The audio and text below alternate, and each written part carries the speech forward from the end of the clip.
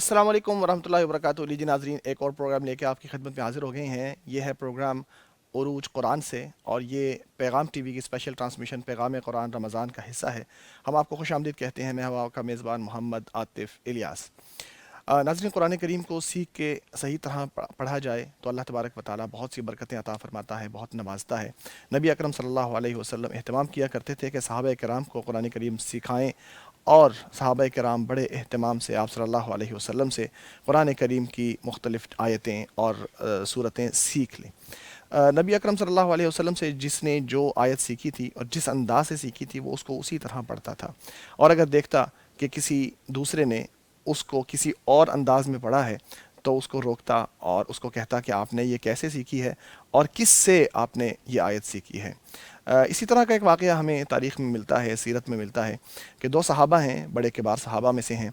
वो एक दूसरे की तिलावत सुनते हैं। नबी अकरम सल्लल्लाहु अलैहि वसल्लम ने दोनों को कुरान करीम सिखाया था। दोनों ने देखा कि दूसरे की तिलावत में थोड़ा इख्तिलाफ है।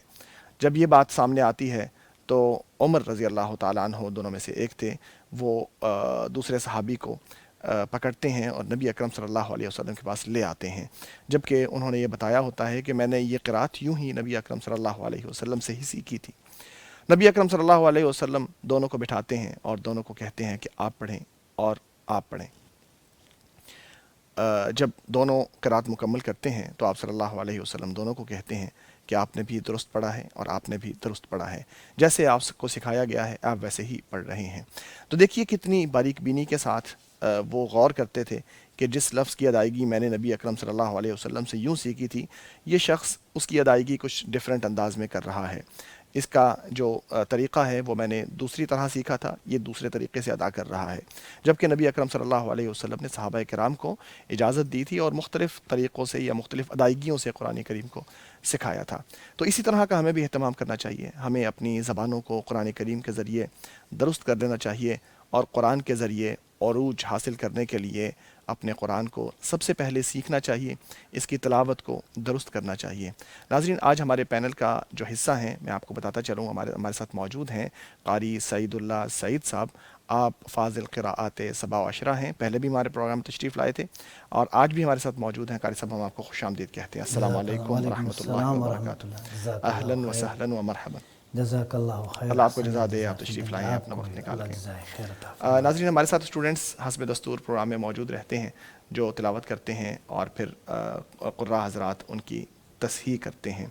हमारे साथ शामिल रहेंगे फ़ज़ीलतुश-शेख क़ारी सुहैब अहमद मीर मोहम्मदी, जो कि मुदीर कुल्लियतुल क़ुरानिल करीम व तरबिया अल इस्लामिया हैं, और अल्लाह ताला ने उनसे बहुत सा काम लिया है। हमारे इस प्रोग्राम में वो एक डिस्टेंस से शामिल रहेंगे और आपकी तिलावात की तसहीह भी कराएंगे। हमारे साथ स्टूडियो में स्टूडेंट्स मौजूद तो हैं ही हैं, आप भी मौजूद हैं और आप भी इस प्रोग्राम का हिस्सा हैं बाकायदा। और आप जो तिलावत यहाँ पे होगी इंशाअल्लाह अल अज़ीज़, आप अपने कुरान करीम खोल के उनकी तसहीह करने की कोशिश करेंगे। और अगर आपने इसको सुनाना भी हो कि हमारी तिलावत दुरुस्त हो गई है या नहीं, कोई कसर रह गई है, तो आप हमें लाइव कॉल कर सकते हैं। कॉल के लिए जो नंबर्स हैं वो स्क्रीन के ऊपर डिस्प्ले हो जाएंगे। आप इन नंबर्स पर कॉल करके हमें अपनी तिलावत सुना सकते हैं। कारी साहिबान हमारे साथ मौजूद होंगे और आपकी तिलावत की तसहीह कराएंगे। इसी तरह आप पूछ सकते हैं कि कुरान करीम का कौन सा हिस्सा कैसे पढ़ना चाहिए, कौन सी आयत कैसे पढ़नी चाहिए, कौन से हरफ की अदायगी कैसे है, कैसे कुरान करीम को सीखा जाए, उसको कैसे याद किया जाए, या मुख्तलिफ़ कुरान करीम की तिलावत के हवाले से, तजवीद के हवाले से, क़िराआत के हवाले से रहनुमाई दरकार हो, तो हमारे साथ माहिर असातिज़ा मौजूद हैं, वो आपकी रहनुमाई करेंगे। नाज़रीन, प्रोग्राम को आगे बढ़ाने से पहले मैं आपको बताता चलूँ कि पैगाम टीवी 15 साल से 10 करोड़ से ज़ायद लोगों को किताब व सुन्नत की आवाज़ पहुँचा रहा है। ये अपनी फ़ील्ड में एक ऐसा काम है जो फ़रीज़ा है सारे मुसलमानों का। अंबिया अलैहिमुस्सलाम के बाद दावत दीन का काम सारी उम्मत की मुश्तरका ज़िम्मेदारी है, और चूँकि पैगाम टीवी इस मैदान में पेश है, तो हम आपसे भी दरख्वास्त करते हैं कि आप अपना हिस्सा भी इसमें अदा करें, अपना फ़रीज़ा भी अदा करें और इसका दस्त बाजू बने। अपनी ज़कात, अतियात और खैरात के ज़रिए और पैगाम क्लब मेंबर बन के आप पैगाम टीवी का साथ दें। 1000 रुपये माहाना से आप पैगाम टीवी के ممبر بن سکتے ہیں، پیغام ٹی وی کلب کے ممبر بن سکتے ہیں۔ آپ یہ ممبرشپ اپنی طرف سے یا اپنے فوت شدگان کی طرف سے، اپنے والدین کی طرف سے، اپنے احباب کی طرف سے لے سکتے ہیں۔ اس کام میں شامل ہوں، صدقہ جاریہ بنائیں۔ اللہ تبارک و تعالیٰ اس کو ہمیشہ کے لیے آپ کی جو نامہ اعمال ہے اس میں شامل کر دے اور آپ کے ترازو قیامت کے دن بھاری کر دے۔ پروگرام کا باقاعدہ آغاز کرتے ہیں جی قاری صاحب۔ ہم نے اس سے پہلے صورتیں جو پڑھی، سورۃ الناس سے ہم نے شروع کیا تھا اور ابھی ہم سورۃ الہمزہ تک پہنچے ہیں۔ ہم چاہیں گے کہ آج ہم سورۃ الہمزہ پھر سے پڑھیں اور اس کے بعد سورۃ العصر کی طرف جائیں۔ قاری صاحب سب سے پہلے ہم آپ کی تلاوت سننا چاہیں گے، سورۃ الہمزہ سے شروع کیجیے گا۔ اعوذ باللہ من الشیطان الرجیم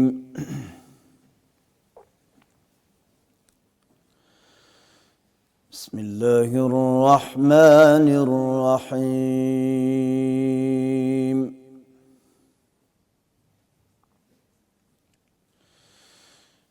ویل لکل ہمزۃ لمزۃ الذی جمع مالا وعددہ يحسب أن ماله أخلده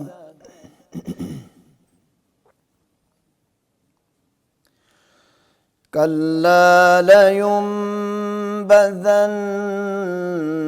في الحطمة وما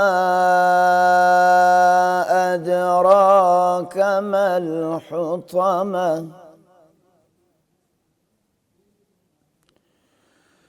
نار الله الموقدة التي تطلع على الأفئدة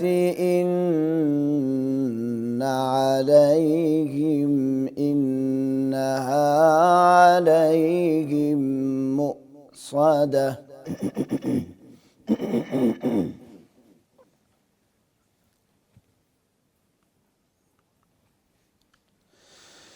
كلا لينبذن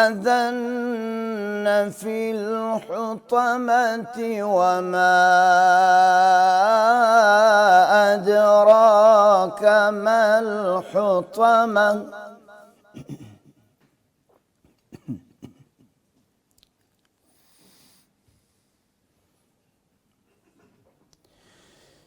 بسم الله الرحمن الرحيم ويل لكل همزة لمزة الذي جمع مالا وعدده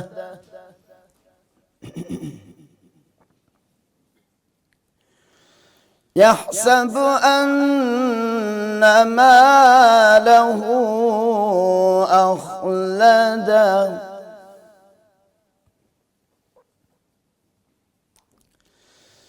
كلا لينبذن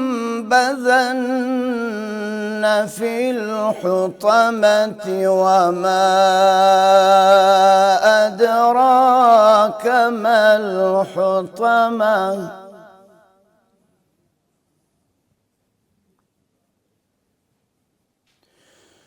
نار الله الموقدة التي تطلع على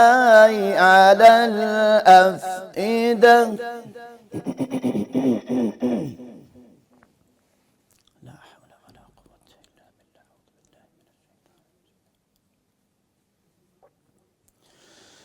نار الله الموقدة التي تطلع على الأفئدة إنها عليهم مؤصدة في عمد ممددة۔ جزاک اللہ خیر، اللہ تعالیٰ آپ کو مزید ترقی عطا فرمائے، مزید برکتیں عطا فرمائے. بہت خوب آپ نے تلاوت کی ہے. ہم اپنے فارمیٹ کو یا اپنے پروگرام کو آگے بڑھاتے ہوئے ہم آپ سے درخواست کریں گے کہ آپ تلاوت کریں، اور جو ہمارے ساتھ موجود ہیں اسٹوڈنٹس اسٹوڈیو میں، وہ اس کو آپ کے پیچھے پیچھے ساتھ ساتھ دہرائیں گے. بسم اللہ کیجیے. جی بیٹا. أعوذ بالله من الشيطان الرجيم.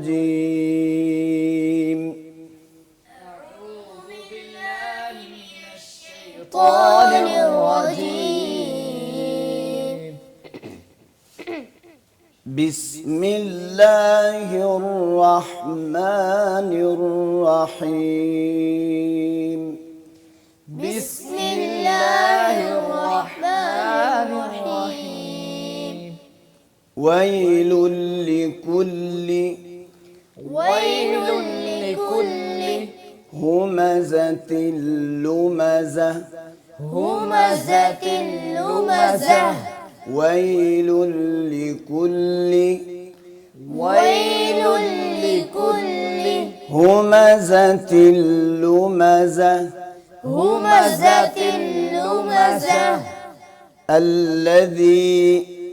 الذي جمع مالا وعدده. جمع مالا وعدده. الذي جمع مالا وعدده. يحسب أن ماله أخلده. أن ماله أخلده. پھر پڑھیں الذي جمع مالا وعدده. يحسب أن ماله أخلده. أن ماله أخلده. كلا لينبذن في الحطمة. لينبذن في الحطمة. كلا لينبذن في الحطمة. وما أدراك ما الحطمة. نار الله الموقدة. التي تطلع على الأفئدة. إنها عليهم مؤصدة. إنها عليهم مؤصدة. في عمد ممددة.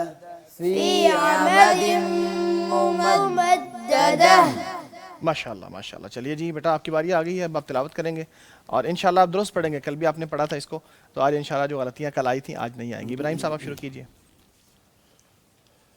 ويل لكل همزة لمزة. ويل لكل همزة لمزة.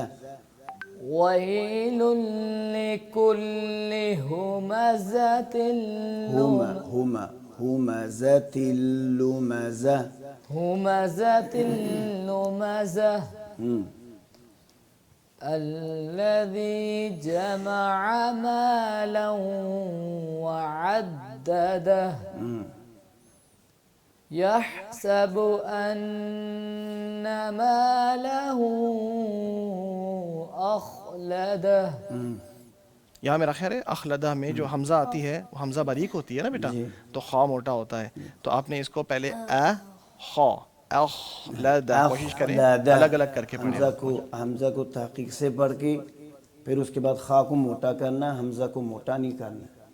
اخلدہ أخلده يحسب أن ماله أخلده اخلدہ أخلده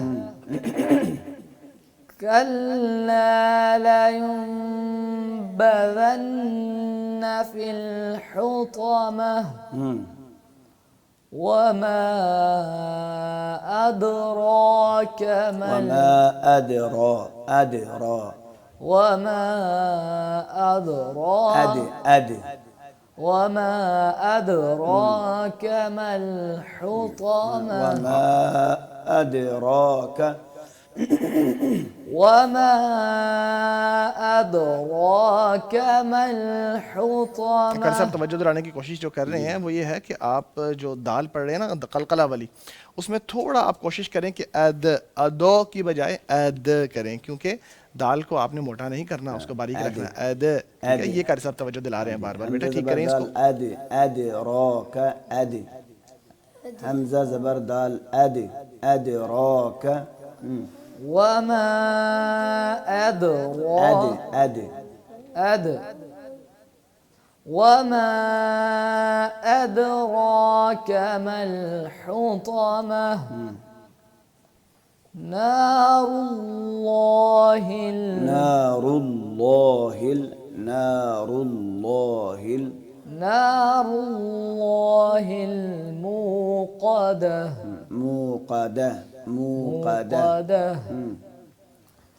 نار الله الموقدة التي تطلع على تطلع على الأفئدة التي تطلع على الأفئدة. یعنی بیٹا یہاں پہ دو جگہ عین آ گئی ہے نا, ایک عین پہلے ہے عو اور پھر عین کے اوپر زبر ہے, تو دونوں کو الگ الگ پڑھیں. ایسا نہ ہو کہ ایک کو عین پڑھ دے دوسرے کو حمزہ, یا ایک کو پڑھ دے دوسرے کو نہ پڑھیں, دونوں کو الگ. تطلع جیسے قاری صاحب نے پڑھا ہے, تطلع على التي تطلع على الأفئدة التي تطلع على الأفئدة إنها عليهم مؤصدة إنها عليهم مؤصدة في عمد ممددة. جزاک اللہ خیر, بہت شکریہ بیٹا. بیٹا آپ پڑھیں, علی نام تھا آپ کا, جی محمد علی, بیٹا پڑھیں. لا حول ويل لكل همزة لمزة ويل لكل همزة لمزة ويل لكل همزة لمزة الذي جمع مالا وعدده يحسب أن ماله يحسب أن یہ ان دونوں میں فرق ہے. يحسب أن ماله أخلده يحسب أن ماله ان الف اور حمزہ کو بہت بریک کر دیا آپ نے, ٹھیک ہے. يحسب أن ماله أخلده يحسب أن ماله أخلده كلا لينبذن في الحطمة. اچھا بیٹا, کل ہم بات کرتے رہے ہیں کافی دیر اس کے اوپر کہ یہ جو اقلاب ہوتا ہے جہاں پہ نون آتی ہے ساکن, اس کے بعد اگر با آ جاتا ہے تو ہم اس کو اقلاب کے ساتھ یعنی اس کی آواز کو بدلتے ہوئے میم میں بدلتے ہیں, لیکن ہونٹوں میں تھوڑا گیپ رکھتے ہیں. ینبا. کل اس کے اوپر کافی تفصیلی بات ہوئی تھی تو آپ شاید سبق بھول گئے ہیں, تو آپ یاد کیجئے ینبا, یعنی کہ پہلے آپ نے دونوں ہونٹوں میں ہلکا سا فاصلہ رکھنا ہے ایک آواز کے برابر.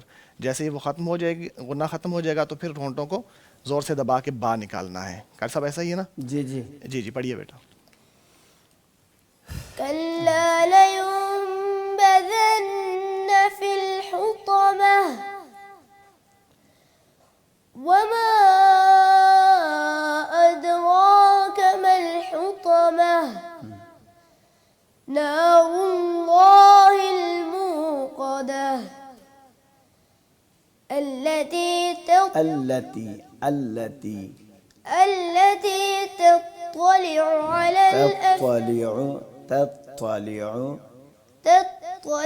على فا اور طا الأفئدة میں فرق رکھنا. تطلع على الأفئدة تطلع على الأفئدة إنها عليهم مؤصدة إنها عليهم مؤصدة إنها عليهم مؤصدة في عمد ممددة. جزاک اللہ خیر, بہت خوب, آپ نے ماشاء اللہ بہت امپروو کیا ہے کل سے. جی انعام بیٹا آپ پڑھیے گا. ويل لكل ويل لكل همزة لمزة ويل لكل ويل لكل همزة لمزة. بیٹا ٹھہراؤ پیدا کریں اپنی تلاوت میں نا, جلدی نہ کریں, ایک حرف پڑھیں اس کے بعد دوسرا, پھر الگ الگ کر کے تسلی سے. کوئی جلدی نہیں ہے تلاوت میں نا, تلاوت کو ٹھہر ٹھہر کے کرنا چاہیے. جی. ويل لكل همزة لمزة ويل لكل همزة لمزة. دیکھو زا پڑھنا ہے, ذال نہیں پڑھنا ہے. ويل لكل همزة لمزة ويل لكل ويل لكل همزة لمزة ويل لكل همزة همزة همزة ذال نہیں پڑھنا ہے اس کو بیٹے, اس کو زا پڑھنا ہے. اس کو کیا پڑھنا ہے؟ زا. ويل لكل همزة لمزة ويل لكل همزة همزة همزة زا. ويل لكل همزة لمزة ويل لكل همزة بیٹا قاری صاحب لمزة. بار بار آپ کو بتانے کی کوشش کر رہے ہیں کہ ذا اور زا میں فرق ہوتا ہے. یہ جو انگلش والا زی ہوتا ہے نا, جس کو ہم زیڈ کہتے ہیں, یہ وہی ساؤنڈ ہے جو انگلش کے زیڈ کی ہے. جیسے آپ کہتے ہیں زیڈ, بولیں زیڈ. ہاں بالکل یہی والی ساؤنڈ آپ نے بولنی اور ہے. اب زا. پڑھیں ذال, ذال پڑھیں آپ. زال ہاں ذال. اب پڑھیں آپ زا. زا زا جی زا. زا پڑھیں آپ اس کو. زا یہ وہ جی بیٹا. زی والی ساؤنڈ ہی بتا رہے ہیں قاری جی صاحب جی. نا, جو زیڈ والی ہے وہی والی ساؤنڈ, وہی زیڈ اور زا سیم ہے ساؤنڈ. اچھا شیخ ایک بات بتا دوں, پروگرام فرمائیے. شروع جیسے ہی ہوا میری طبیعت پتہ نہیں کیوں خراب ہو گیا اچانک کچھ ہو اللہ گیا. تعالیٰ آسانیاں فرمائے آپ کے لیے, اللہ تعالیٰ خیر کرے. ابتدا میں ہے نا جیسے ہی شروع ہوا پتہ نہیں کیا ہوا, دل دماغ سارا کچھ بند ہو گیا تھا. اللہ تعالیٰ آسانیاں فرمائے, جا کے اللہ خیر کچھ کرے. بہتر آئی. دعا کرتے ہیں اللہ تعالیٰ قاری صاحب کو صحت تندرستی عطا فرمائے, سکون قلب عطا فرمائے. جی بیٹا. پڑھیے بیٹا آگے. ويل لكل همزة بیٹا لمزة اس کو زا پڑھنا ہے. ذال اور زا میں فرق ہے. جیسے ضا, جیسے اردو میں کہتے ہیں ضائیں, اور ضاد اس میں بھی فرق ہے. ٹھیک ہے. زا اور ذال, ٹھیک ہے, ان دونوں میں فرق ہے. ذال جو ہے اوپر اور نیچے والے کے دو دان کے درمیان سے زبان کو لگائیں گے تو ذال ادا ہوتا ہے. ٹھیک ہے. اور اس سے ہٹ کے تھوڑے سے دو دانتوں کے ساتھ لگائیں گے زبان کو تو زا ادا ہوتا ہے. زا. ٹھیک ہے. اس کو زا اب نے پڑھنا ہے, ذال نہیں پڑھنا. جو ان کے استاد ہیں میں ان سے بھی گزارش کروں گا کہ ان کی طرف پورا توجہ دیں. ذال اور قاری صاحب یہاں تو زا میں آپ ہی فرق استاد ہیں رکھیں۔ انشاءاللہ، آپ جی ہی درست کروائیں گے باذن اللہ۔ ہاں جی انشاءاللہ۔ بیٹا پڑھیے۔ ويل لكل همزة لمزة چلیے بیٹا آپ اس کی پریکٹس کیجئے گا ایک مرتبہ۔ میں کوشش کرتا ہوں کہ تھوڑی ڈیفرنٹ زبان میں سمجھاؤں آپ کو۔ دیکھیے ایک ابھی میں نے آپ کو بتایا تھا کہ زا جیسے زی ساؤنڈ تھا یا زیڈ، وہ آپ نے بولا تھا، ایک مرتبہ پھر بولیے گا زي زی، تھوڑا زور دے کے، زي ہاں یہ ساؤنڈ، پھر زور دے کے 3-4 مرتبہ بولیں زی زی زی، زي اور زور دے کے بولنا ہے۔ زي ہاں اب دوبارہ آپ زا بولیں اسی طرح زور دے کے بولیے۔ ويل لكل همزة چلیں لمزة اس کے لیے آپ کی پریکٹس کی ضرورت ہے، انشاءاللہ آپ کوشش کریں گے الگ سے بیٹھ کے تو ٹھیک ہو جائے گی۔ ایک آگے دفعہ پڑھیے۔ پھر سن لو بیٹے۔ ویل لکل ہمزۃ لمزہ، ویل لکل ہمزۃ لمزہ۔ ويل لكل همزة لمزة جی اگلی آیت پڑھیے۔ الذي جمع مالا وعدده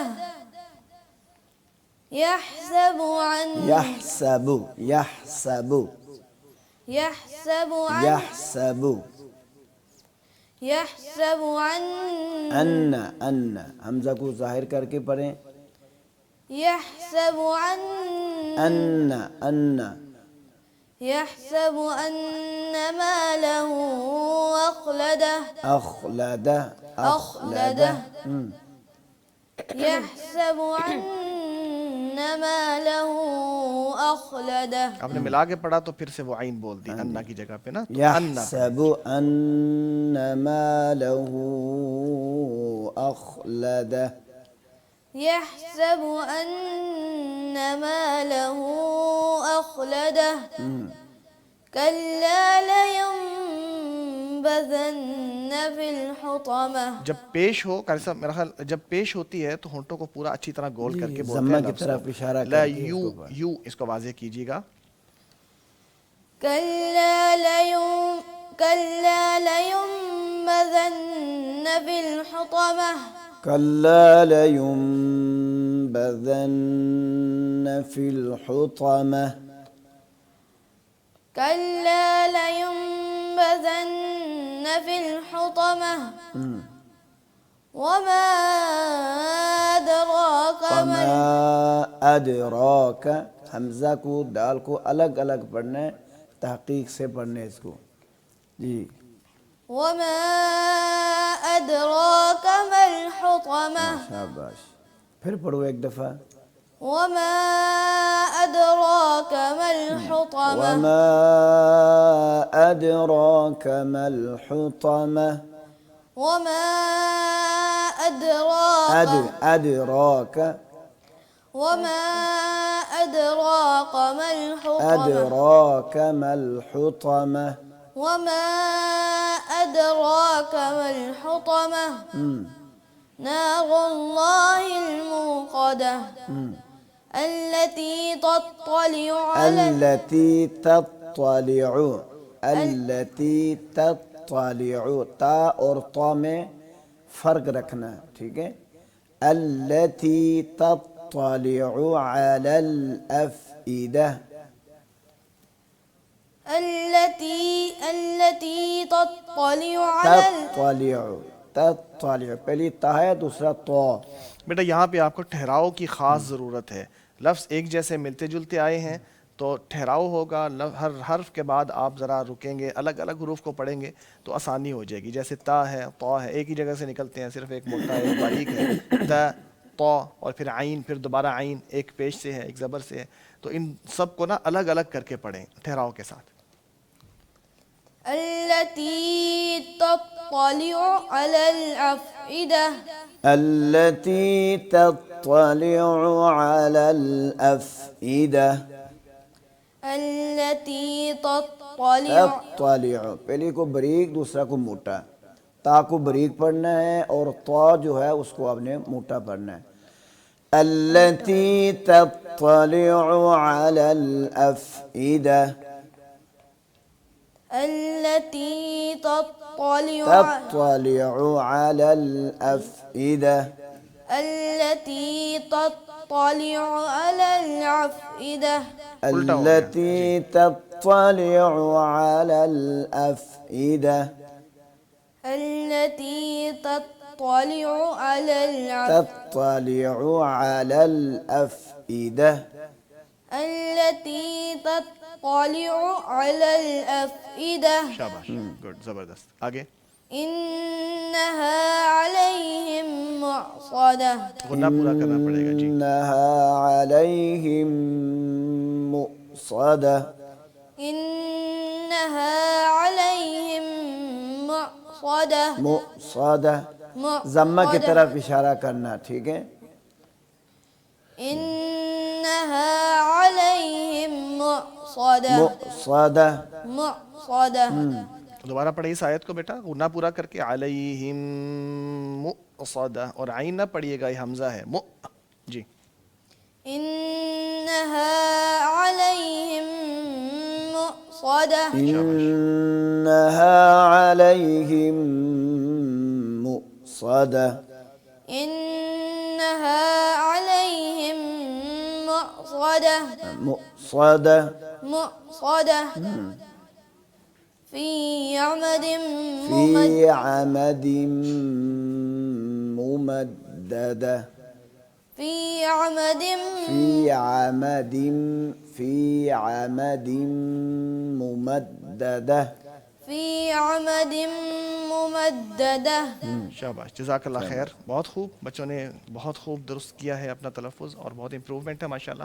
ہم چاہیں گے کہ یہ سارے بچے مل کے اب سورۃ الہمزہ کی تلاوت بلند آواز میں ایک ہی آواز میں کریں.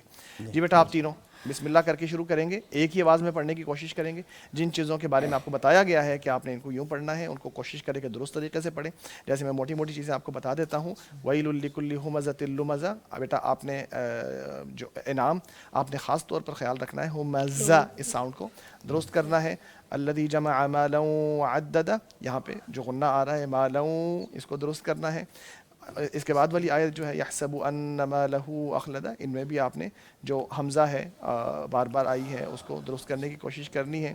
اس کے بعد جو ایک جگہ پہ اقلاب آیا ہے, ہونٹوں کو آپس میں ملا کے لیکن تھوڑا گیپ رکھ کے, لَيُنبَذَنَّ, اس کو بھی درست پڑھنا ہے. اور باقی حصہ بھی آپ نے جیسے جیسے آپ کو ساتھ ساتھ کریکشن کروائی گئی ہے آپ نے ویسے پڑھنا ہے. جی بیٹا پڑھیے بسم اللہ. بسم الله الرحمن الرحيم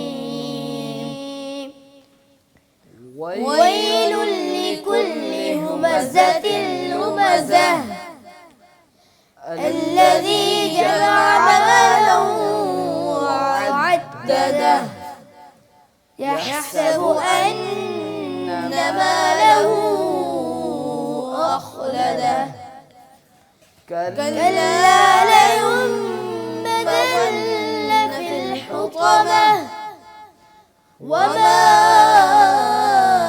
أدراك ما الحطمة نار الله الموقدة التي تطلع على الأفئدة إنها عليهم مؤصدة في عمد ممددة. بہت خوب, آپ نے بہت کریکشن کی ہے, بہت بہتر کیا ہے. قاری صاحب امپروومنٹ نظر آئی ہے آپ کو بچوں میں ماشاءاللہ؟ جی ماشاءاللہ. پہلا بچہ جو ہے نا دوسرا بڑا اچھا انشاءاللہ پڑھ رہا ہے. جی آہستہ محمد آہستہ علی, انشاءاللہ وقت کے ساتھ بہت روز خوبصورت پریکٹس آواز ہے کریں جی گے ماشاءاللہ. انشاءاللہ تو یہ اچھا پڑھیں گے انشاءاللہ. قرآن اچھا پڑھ رہے ہیں. اللہ رب ناظرین العالمین. کوئی راکٹ سائنس نہیں ہے, کوئی مشکل چیز نہیں ہے. نہ جیسے ہی ہم کوشش کرتے ہیں زبان کو درست کرنے کی کوشش کرتے ہیں تو ساتھ ساتھ سیدھا ہونا شروع ہو جاتا ہے تلفظ. اور ہم نے دیکھا کہ کوئی عربی اردو کے ساتھ ملتی جلتی ہے, صرف چند ہی حروف ہیں جن میں تلفظ کا اختلاف آتا ہے, اور وہ بڑا آسان ہے, بہت مشکل نہیں ہے, بہت بہت آسان ہے. صرف ہم ضرورت اس چیز کی ہے کہ ہم بڑھیں, قدم بڑھائیں اور درست کرنے کی کوشش کریں. میں ہر پروگرام میں اس بات کا اعادہ بھی کرتا ہوں کہ ایک لفظ جو آپ آج غلط پڑھ رہے ہیں, اگر آج آپ نے اس کو درست نہ کروایا کسی وجہ سے, اس وجہ سے مثال کے طور پر کہ میں پڑھوں گا تو قاری صاحب مثال کے طور پر کہیں گے کہ اچھا اس کو آتا نہیں ہے, یا لوگ سننے والے کہیں گے کہ اچھا اس کو اب تک یہ بھی نہیں آتا, اس شرم سے، اس حیا سے ہم بہت ساری اپنی غلطیاں درست نہیں کرتے، نتیجہ کیا ہوتا ہے کہ ہم ساری زندگی اپنی انہی غلطیوں کے اوپر قائم رہتے ہیں، بار بار غلطی کرتے رہتے ہیں جب تک موت نہیں آتی۔ تب بھی دیکھنے والے کہتے ہیں، سننے والے بھی بولتے رہتے ہیں اور کہتے رہتے ہیں کہ ہم کیسا پڑھتے ہیں اور غلط پڑھتے ہیں اور ہماری یہ غلطی ہے، لیکن وہ ہمارے سامنے نہیں آتی۔ تو اس جھجک کو، اس شرم کو، اس حیا کو دور کیجئے۔ یہ آپ کو قرآن کریم سے، اس کی تعلیم سے دور کرتا ہے۔ آپ کوشش کیجئے کہ آپ قرآن کریم کو پڑھیے اور اس سلسلے میں کسی قسم کی حیا کو آڑے نہ آنے دیجیے۔ قرآن کریم کو ویسے پڑھیے جیسے نبی اکرم صلی اللہ علیہ وسلم سے ثابت ہے، جیسے صحابہ کرام رضی اللہ تعالیٰ عنہ نے پڑھا، اور جیسے پھر سلف صالحین نے ایک کے بعد دوسرا ایک کڑی بنتی ہے جنہوں نے ہم تک پہنچایا ہے۔ اور آج کے قراء جو ہمارے ساتھ موجود ہیں آج بھی، اور دیگر قراء کرام، ان کے پاس پوری ایک سند ہوتی ہے کہ میرا استاد کون ہے، ان کا استاد کون ہے، یہاں تک کہ نبی اکرم صلی اللہ علیہ وسلم تک سند پہنچتی ہے۔ اور مزے کی بات آپ کو بتاؤں، اکثر لوگوں کو پتہ بھی ہے، جن کو نہیں پتہ ان کے لیے بڑے پتہ کی بات ہے کہ سند کے آخر میں یہ بھی لکھا ہوتا ہے کہ جیسا کہ فلاں صحابی نے، مثال کے طور پر ربیع بن کعب رضی اللہ تعالیٰ عنہ نے نبی اکرم صلی اللہ علیہ وسلم سے سنا، اور جیسے نبی اکرم صلی اللہ علیہ وسلم نے جبریل علیہ السلام سے سنا، اور جیسے جبریل علیہ السلام نے رب العزت تبارک و تعالی سے حاصل کیا یا سنا۔ تو ناظرین، یوں قرآن کریم کو حاصل کیجئے، یوں قرآن کریم کو سیکھیے جیسے ہم تک پہنچا ہے، درست تلفظ کے ساتھ، درست ادائیگی کے ساتھ۔ اللہ تعالیٰ توفیق عطا فرمائے۔ چھوٹا سا وقفہ ہے، اس کے بعد ہمارا دوسرا سیگمنٹ ہوگا تاثیر قرآن۔ ہمارے ساتھ رہیے گا۔ بہر تازگی یہ ایمان دیتا ہے یہ ماہ رمضان، پیغام قرآن۔ بہر تازگی یہ ایمان دیتا ہے یہ ماہ رمضان، پیغام قرآن۔ ویلکم بیک ناظرین، ہم آپ کو پھر سے خوش آمدید کہتے ہیں تاثیر قرآن سیگمنٹ میں۔ یاد کریں نبی اکرم صلی اللہ علیہ وسلم کی سیرت کا ایک واقعہ ہے، چھوٹا سا مختصر سا، اس سے چونکہ ریلیونٹ ہے تو میں آپ کو بیان کر دوں شروع میں ہی۔ آپ صلی اللہ علیہ وسلم کے پاس ایک مرتبہ ایسا ہوا کہ مشرکین مکہ نے اپنا سب سے بڑا جو سفارتکار تھا اور اپنا سب سے بڑا دانشور اور خطیب عتبہ بن ربیعہ، اس کو نبی اکرم صلی اللہ علیہ وسلم کے پاس بھیجا اور یہ کہا کہ جا کے آپ صلی اللہ علیہ وسلم سے بات کریں اور ان کو حق سے روکیں، کسی طرح کوشش کریں کہ یہ جو بات کر رہے ہیں آپ صلی اللہ علیہ وسلم اس کو چھوڑ دیں، کوئی اور بات کیا کریں۔ تو عتبہ بن ربیعہ آیا، آ کے نبی پاک صلی اللہ علیہ وسلم سے گفتگو کی، کافی لمبی چوڑی بات کی، اور آپ صلی اللہ علیہ وسلم خاموشی سے اس کی بات کو سنتے رہے۔ جب انہوں نے بات کر لی تو آپ نے فرمایا کہ کیا آپ نے بات مکمل کر لی ہے؟ اس نے کہا جی ہاں، میں تو جو کہنا تھا میں نے کہہ دیا ہے۔ نبی اکرم صلی اللہ علیہ وسلم نے جواباً شروع کیا سورۃ فصلت، یا جسے ہم حامیم السجدہ کہتے ہیں، حامیم سے شروع ہوتی ہے، اور پھر قرآن کریم کی جو بڑائی ہے اس کو بیان کیا گیا، اور پھر مشرکین کو مختلف دلائل سے بتایا گیا کہ اللہ تبارک و تعالی حق ہے، اور پھر ڈرایا بھی گیا کہ اگر آپ مانیں نہ تو عاد اور سمود پہ جو عذاب آیا تھا وہ آپ پر بھی آ سکتا ہے۔ آگے جا کے پھر سجدہ آیا۔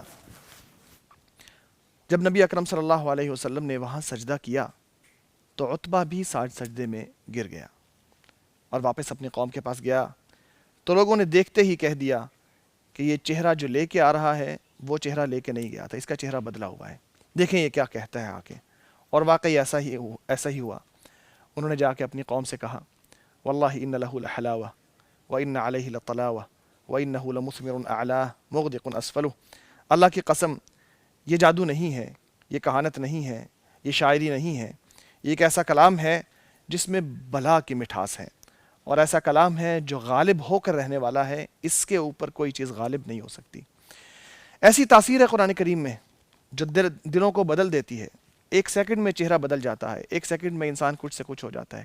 ہمارے ساتھ آج جو شخصیت موجود ہیں، میں ان کا تعارف آپ کے ساتھ کراتا چلوں، وہ ہیں جریر حسین۔ آپ ہمارے ساتھ موجود ہیں اور آپ بہترین مدرس ہیں، قرآن کریم پڑھاتے ہیں، تعلیم قرآن کی کلاسز لے رہے ہیں، اسی طرح آپ کا تعلق صحافت کے میدان سے بھی ہے، آپ نے صحافت میں ایم فل کر رکھا ہے۔ ہم آپ کو خوش آمدید کہتے ہیں جریر صاحب پروگرام میں۔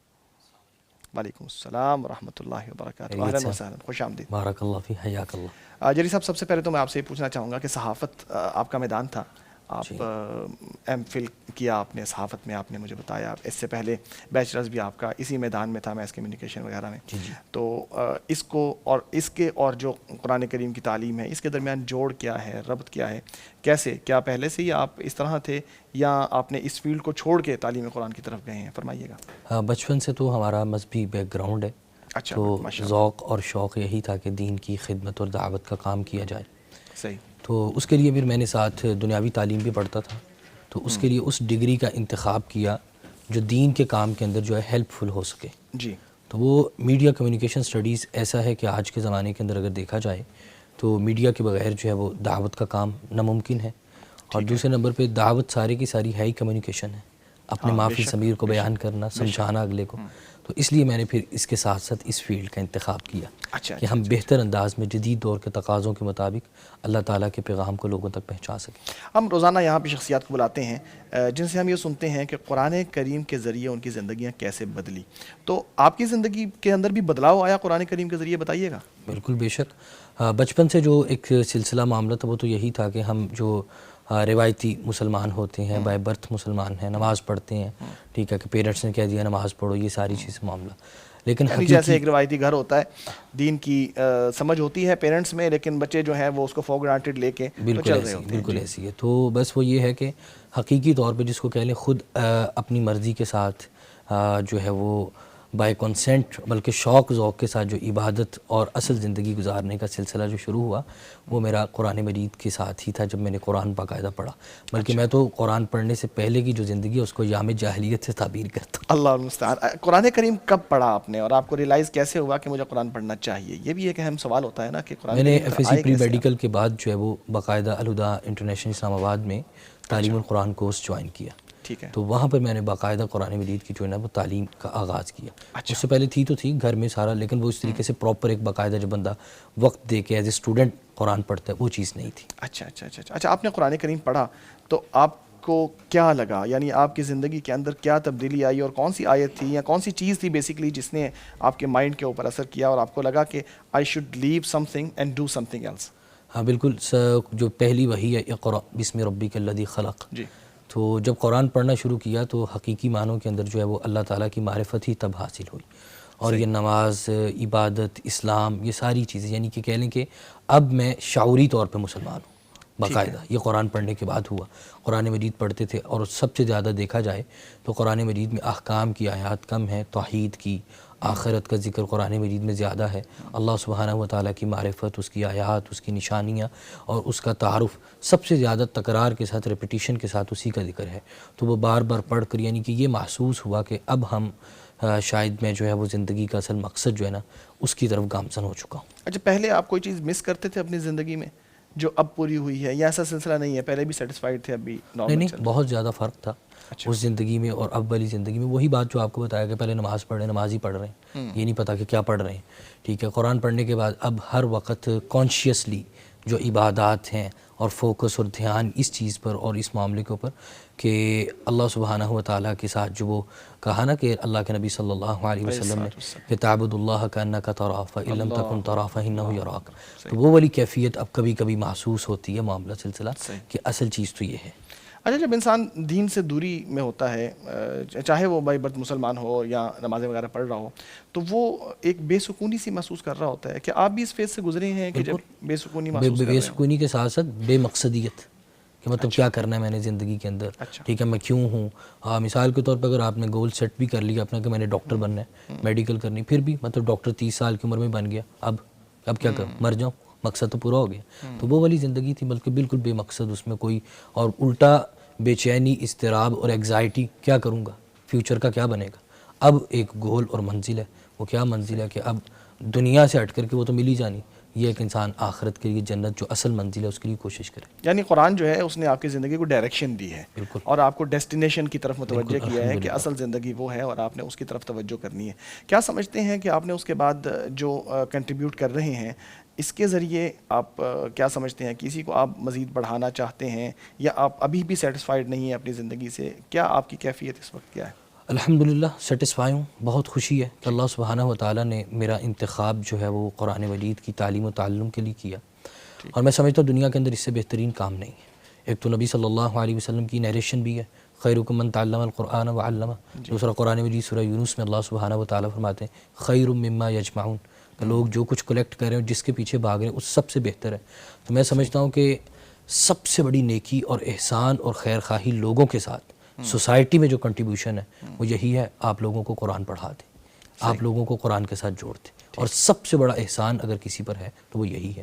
مجھے بہت خوشی ہے الحمدللہ کہ میں اس کام کے اندر جو ہے وہ مشغول ہوں، پھر لوگوں کو اس کام کی طرف جو ہے وہ لگا رہا ہوں، تو اس سے بہت زیادہ خود کو بھی اطمینان حاصل ہوتا ہے. بہت ساری چیزیں، واقعات، ان کے ریفلیکشنز سامنے آتے ہیں تو وہ بسا اوقات بہت زیادہ راحت دیتے ہیں. اور ایسا ہے کہ شاید جس کو آسان لفظوں میں کہہ لیں کہ محنت کے پیسے پورے ہو جاتے ہیں. صحیح. اچھا یہ بتائیے گا کہ جب آپ قرآن کریم ماشاءاللہ پڑھا رہے ہیں اب اور اس شعبے سے وابستہ ہیں، باقاعدہ ایک زون کو آپ مینیج بھی کر رہے ہیں، یہ بتائیے گا کہ آپ نے صحافت کو پھر خیر بات کہہ دیا، چھوڑ دیا، یا اس میں بھی کچھ نہ کچھ ساتھ کر رہے ہیں؟ اس میں بھی ریسنٹلی میں نے ایم فل کمپلیٹ کی ہے، تو ابھی ریسرچ ورک وغیرہ چیزیں، اور اس طریقے سے in future P H D کا بھی ارادہ ہے. تو بس یہی ہے کہ وہ ساری چیزیں جو ہے نا وہ قرآن مجید کے دین کے جو کام کے اندر وہ میرے لیے ہیلپ فل ہیں. کہ میں نے جب میڈیا کو پڑھا تو اس میں بہت ساری چیزیں، کمیونیکیشن سکلز میں نے پڑھی کہ آپ نے بات کب کرنی ہے، کیسے کرنی ہے، ٹھیک ہے، اس کے لیے آپ نے جو ہے وہ ٹولز کیا استعمال کرنے. بلکہ مجھے تو میں کہتا ہوں کہ ایک خطیب کو خطبہ دینے کے لیے ان چیزوں کا نالج ہونا بہت زیادہ ضروری ہے. بالکل ٹھیک. پھر اس کے ساتھ ساتھ میڈیا کے اندر جو ریسرچ ٹریک ہے، ایک پروفیشنل ٹریک ہے اور ایک ریسرچ ٹریک ہے. پروفیشنل ٹریک میں تو یہ فلم، ٹی وی، ڈرامہ، اور ریسرچ ٹریک کے اندر آپ یہ دیکھ رہے ہوتے ہیں کہ میڈیا کا امپیکٹ کیا ہے. تو اس میں سائیکالوجی کا بہت زیادہ عمل دخل ہے، وہ سائیکالوجی کی تھیریز، ٹھیک ہے، اور بیہیویئرل تھیریز، یہ سارا کچھ آتا ہے. تو اس کو جب میں پڑھتا ہوں تو پڑھ کر وہ سارے کا مجھے اس نتیجے میں پہنچا ہوں کہ قرآن مجید میں اور اللہ کے نبی صلی اللہ علیہ وسلم کی حدیث میں وہ باتیں کہیں نہ کہیں پہلے موجود ہوتی ہیں. بلکہ میرے ایک پروفیسر امریکہ کی یونیورسٹی سے پڑھے ہوئے تھے، وہ مجھے ایم فل میں میس کام تھیریز جو ہے وہ پارٹ 1 پڑھا رہے تھے. تو اکثر وہ تھیری بیان کرتے تھے تو میں ان کو ریفرنس قرآن کی آیت سے یا حدیث سے دیتا تھا، تو وہ اس سے اگری بھی کرتے تھے، حیران بھی ہوتے تھے، اور بالکل کہتے کہ یہ بات آپ کی بالکل درست ہے. صحیح. اچھا اب آپ دیکھتے ہیں کہ آپ نے خود بھی فرمایا کہ میڈیا کی بہت زیادہ ضرورت ہے آج کے دور میں، اور دین کا کام شاید میڈیا کا بغیر نہیں ہو سکتا. آپ دیکھ رہے ہیں پیغام ٹی وی اور دیگر جو ادارے ہیں جو میڈیا کے اوپر کام کر رہے ہیں، ان کو کس نگاہ سے دیکھتے ہیں، اور کیا آپ کے کمنٹس ہیں ان کے بارے میں؟ اس کے بارے میں یہی ہے کہ یہ بہت بڑا خیر کا کام ہے، بلکہ وہ اصول فقہ کا قاعدہ بھی ہے کہ جس چیز کو اختیار کیے بغیر واجب پورا نہ ہو سکے اس کو اختیار کرنا بھی واجب ہے. جی اب دیکھیں سوسائٹی نے ہماری پہلی میٹنگ میں کہا تھا جی. تو ابھی آپ دیکھیں نا کہ دنیا کے اندر ہر چیز جو ہے وہ ڈیجیٹلائز ہو چکی ہے، ہر بندہ اس کے اوپر بیٹھا ہوا ہے. ایسے کے اندر اگر وہ سکرولنگ کر رہا ہے، ایپ اوپن کرتا ہے یا کوئی چیز اس کے سامنے آتی، تو اس کے اندر اس طریقے کے خیر کی چیزیں جب اس کے سامنے آئیں، اور آپ دیکھیں آج کی سوسائٹی میں ہمارے نوجوانوں نے اور عوام نے نالج جو ہے، بلکہ میں آپ کو یہاں پہ وہ ریفرنس دینا چاہوں گا، ہمارے میڈیا میں ایک نالج گیپ تھیری ہے. وہ کہتی ہے کہ لوگوں کے پاس جب پیسہ نہیں ہوتا تو ان کے نالج میں کمی ہوتی ہے کہ نالج تک ایکسیس نہیں ہوتی. اسی طریقے سے جس بندے کو ٹیکنالوجی یوز نہیں کرنا آتی تو اس کے پاس بھی نالج جو ہے وہ کم ہوتا ہے کہ وہ ٹیکنالوجی سے فیملیئر نہیں ہوتا. تو آج کے زمانے میں آپ دیکھیں کہ ہر بندہ ٹیکنالوجی سے فیملیئر ہے، اور اس کا رزلٹ یہ ہے کہ ہمارے ہاں لوگوں کے اندر دینی رجحان بہت زیادہ آیا، اور درست دین کا فہم بھی لوگوں کے اندر بہت زیادہ پیدا ہوا ہے. لوگ یوٹیوب کے اوپر، گوگل کے اوپر، وغیرہ پہلے تو آپ دیکھیں نا کہ ان کے پاس نالج کا سورس صرف مسجد تھی، خطیب تھے، ٹھیک ہے. اب ان کے پاس وہ جو پڑھنا چاہتے ہیں، سیکھنا چاہتے ہیں، جاننا چاہتے ہیں، وہ اس کے اوپر کلک کرتے ہیں، وہ ان کو حاصل ہو جاتا ہے. پھر اس کے ساتھ ساتھ کچھ چیزیں جو ہے وہ ان انٹینشنلی بندے کے سامنے آ رہی ہوتی ہیں تو انسان رک جاتا ہے، اور رک کر سم ٹائم اس کو غور کرتا ہے، نہ چاہتے ہوئے بھی سن لیتا ہے. بہت سارے لوگوں کی زندگی آپ دیکھیں گے وہ ان چیزوں سے بدل گئی ہے. پھر ہمارے ہاں رمضان کے اندر بالخصوص جو ہے آپ نے دیکھا ہوگا کہ ہماری یوتھ کے اندر اس میڈیا کی وجہ سے بہت زیادہ خیر کہ ہماری مساجد ہیں، ہمارے میڈیا چینلز ہیں جو دینی اداروں کے ہیں، وہ جب دینی جو ہے وہ عبادات اور چیزیں ان کی لائیو نشریات آ رہی ہوتی ہیں تو لوگ جو ہے اپنا وقت جو ہے بہت زیادہ پازیٹیو استعمال کرتے بجائے یہ سوچ کر کہ روزہ ہے تو میں کوئی میمز وغیرہ دیکھوں، وہ یہ دیکھنا شروع کر دیتے ہیں کہ چلے میں دینی تلاوت سن لوں، کوئی لیکچر دیکھ لوں، فقہی مسائل بیان کیے جا رہے ہیں. تو اس اعتبار سے پیغام ٹی وی کا کنٹریبیوشن بھی بہت زبردست ہے کہ جیسے اس پروگرام قرآن پیغام جو اس سے ریلیٹڈ ہم اس میں بیٹھیں، اس کے ساتھ ساتھ ماشاء اللہ لوگوں کے مسائل، ان کے روزمرہ کے جو معاملات ہیں اس سے ریلیٹڈ ان کے کوسچنس، یہ ساری چیزیں الحمدللہ. صحیح. اچھا آپ کیا سمجھتے ہیں کہ آج کے دور کا ایک طالب علم جو میس کام کو پڑھ رہا ہے اس کی زندگی میس کام میں ہے، اور ظاہر ہے کہ جو میس کام پڑھتا ہے اس کے لیے میں تو سمجھتا ہوں آپ بہتر بتا سکتے ہیں کہ فلم پڑھنا، ڈرامہ پڑھنا، یہ چیزیں پڑھنا، لٹریچر پڑھنا، یہ ساری چیزیں تو لازمی سی چیزیں ہیں.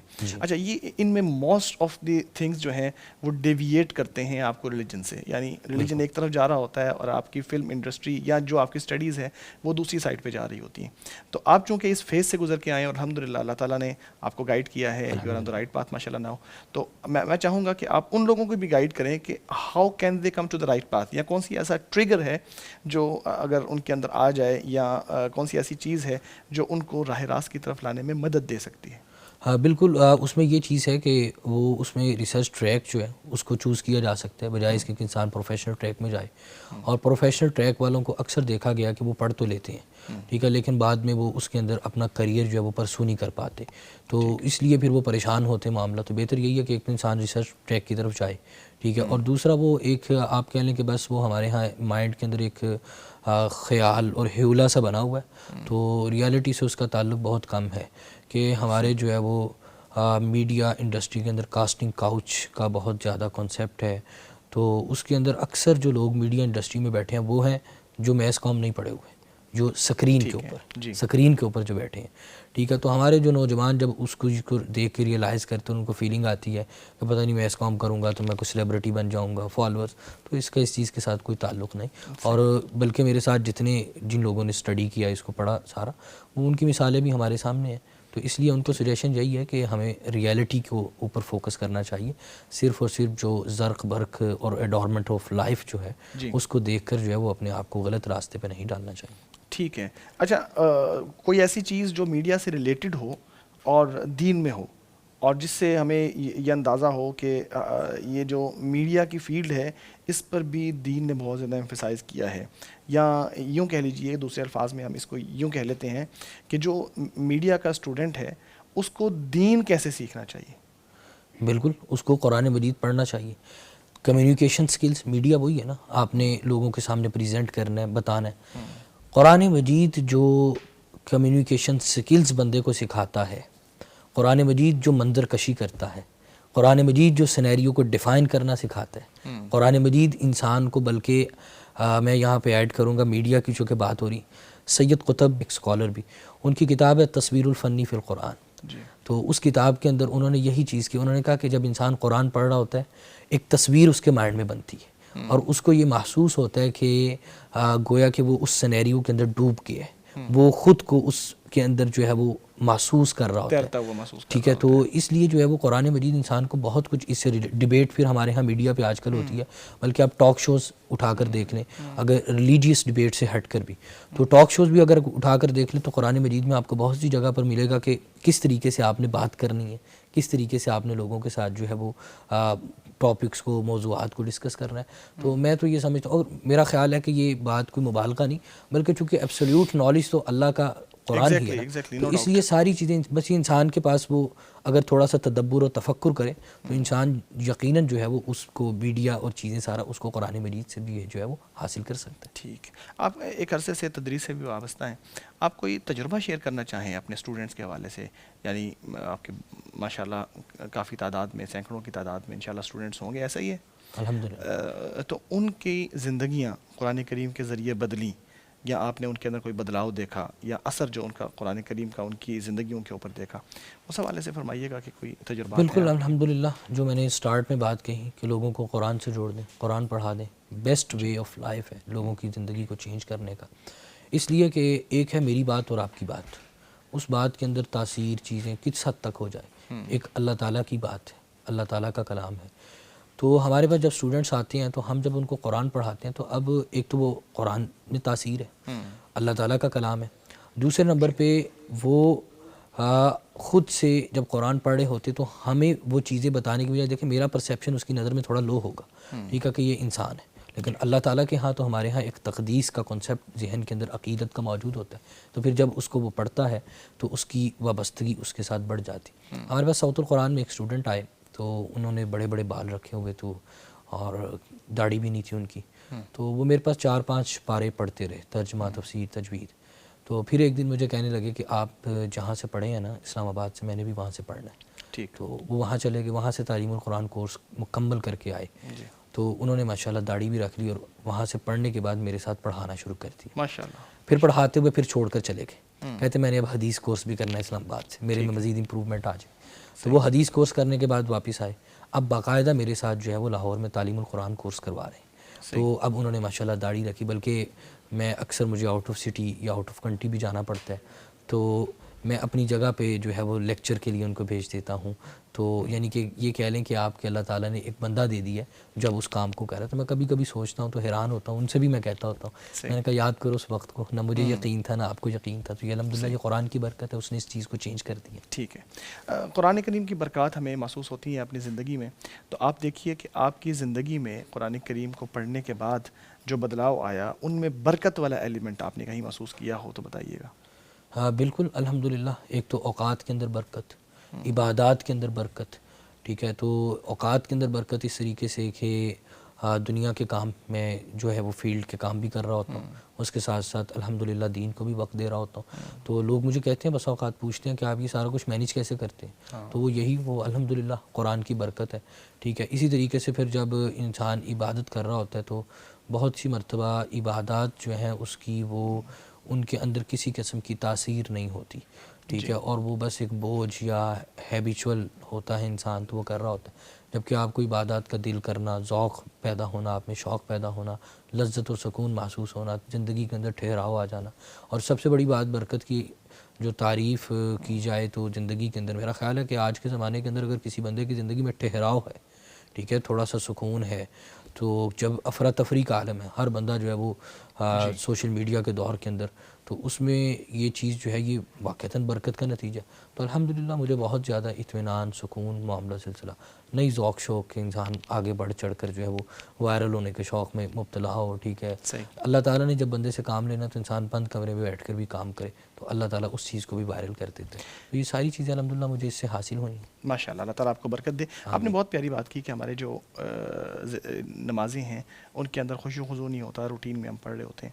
اچھا, ان کے اندر میں چاہوں گا کہ بہت سارے لوگ اس میں مبتلا ہیں کہ شعور نہیں ہوتا کچھ بھی کرتے ہوئے نا, تو شعور کو پیدا کرنے کے لیے ماشاء اللہ پڑھاتے بھی ہیں اسٹوڈنٹس کو, تو کیا گر ہے کہ کیسے ایک بندے کے اندر جو ہے وہ شعور پیدا ہو جائے, عبادات کے اندر خشوع و خضوع آ جائے, ریلائز کر لے کہ میں کس لیے پیدا ہوا ہوں, یہ کیا طریقہ ہے اس کا؟ ایک تو میں نے ذکر کیا جیسے قرآن مجید کو, کہ قرآن پڑھنے سے جو انسان کو تکرار ہے وہ انسان اس چیز میں ڈوب جاتا ہے, اس کو فیلنگ آتی ہے میں اس سے. تو ایک تو قرآن مجید کو وہ پڑھے, دوسرا نماز کا جو ترجمہ ٹرانسلیشن ہے کہ وہ اللہ تعالیٰ سے کیا کہہ رہا ہے یہ کام کرے. تیسرے نمبر پہ ہمارے ہاں جو نماز کے اندر خشوع خضوع کا نہ ہونا, ہماری زندگی میں فوکس نہ ہونا, اور یہ افراتفری, انتشار, ٹھیک ہے, اور ذہن کا جو ہے وہ ڈسپرس رہنا, اس کا ایک بہت بڑا سبب جو ہے نا وہ ہمارا انفارمیشن کا بلک کے اندر گین کرنا ہے. کہ ہمارے پاس میڈیا ہے, سوشل میڈیا, آپ دیکھیں ہر وقت وہ ٹک ٹاک کھولتا ہے, ٹک ٹاک کے بعد انسٹا پہ چلا جاتا ہے, انسٹا سے فیس بک پہ, فیس بک سے واٹس ایپ پہ, اس کے بعد وہ یوٹیوب پہ. سائیکالوجی کہتی ہے کہ انسان جب اتنی جو ہے وہ انفارمیشن اس کے ذہن میں جاتی ہے, وہ اس کو فلٹر کرتا ہے, تو وہ ذہن اس کا فوکس ختم ہو جاتا ہے, ہر وقت خیالات, چیزیں. تو قرآن مجید میں بھی اللہ سبحانہ و تعالیٰ نے جو ہے نگاہوں کی حفاظت کا حکم دیا, اور دل کو جو ہے وہ عبادات کے اندر اس کا مین سینٹرل پارٹ قرار دیا. تو شریعت بھی کہتی ہے کہ دل کا دروازہ آنکھیں ہیں, سائیکالوجی بھی یہی بات کہتی ہے. ہاکنسٹن بہت بڑے اکانومسٹ ہیں, وہ کہتے ہیں کہ ہم چیزیں اس لیے نہیں خریدتے کہ ہمیں ان کی ضرورت ہوتی ہے, بلکہ ہم مارکیٹ میں جاتے ہیں, وہ پریزنٹ اس طریقے سے کی گئی ہوتی ہیں کہ ہم دیکھتے ہیں, ہمیں اچھی لگتی ہیں, ہمارے دل میں محبت پیدا ہوتی ہے, ہم خرید لیتے ہیں. اسی لیے اللہ سبحانہ و تعالیٰ نے محمد کریم صلی اللہ علیہ وسلم سے کہا نا کہ وَلَا تَعْدُ عَيْنَاكَ عَنْهُمْ تُرِيدُ زِينَةَ الْحَيَاةِ الدُّنْيَا, کہ اور دوسری وَلَا تَمُدَّنَّ عَيْنَيْكَ إِلَىٰ مَا مَتَّعْنَا بِهِ أَزْوَاجًا مِّنْهُمْ زَهْرَةَ الْحَيَاةِ الدُّنْيا, کہ آپ نے آنکھ اٹھا کر ان کی طرف نہیں دیکھنا.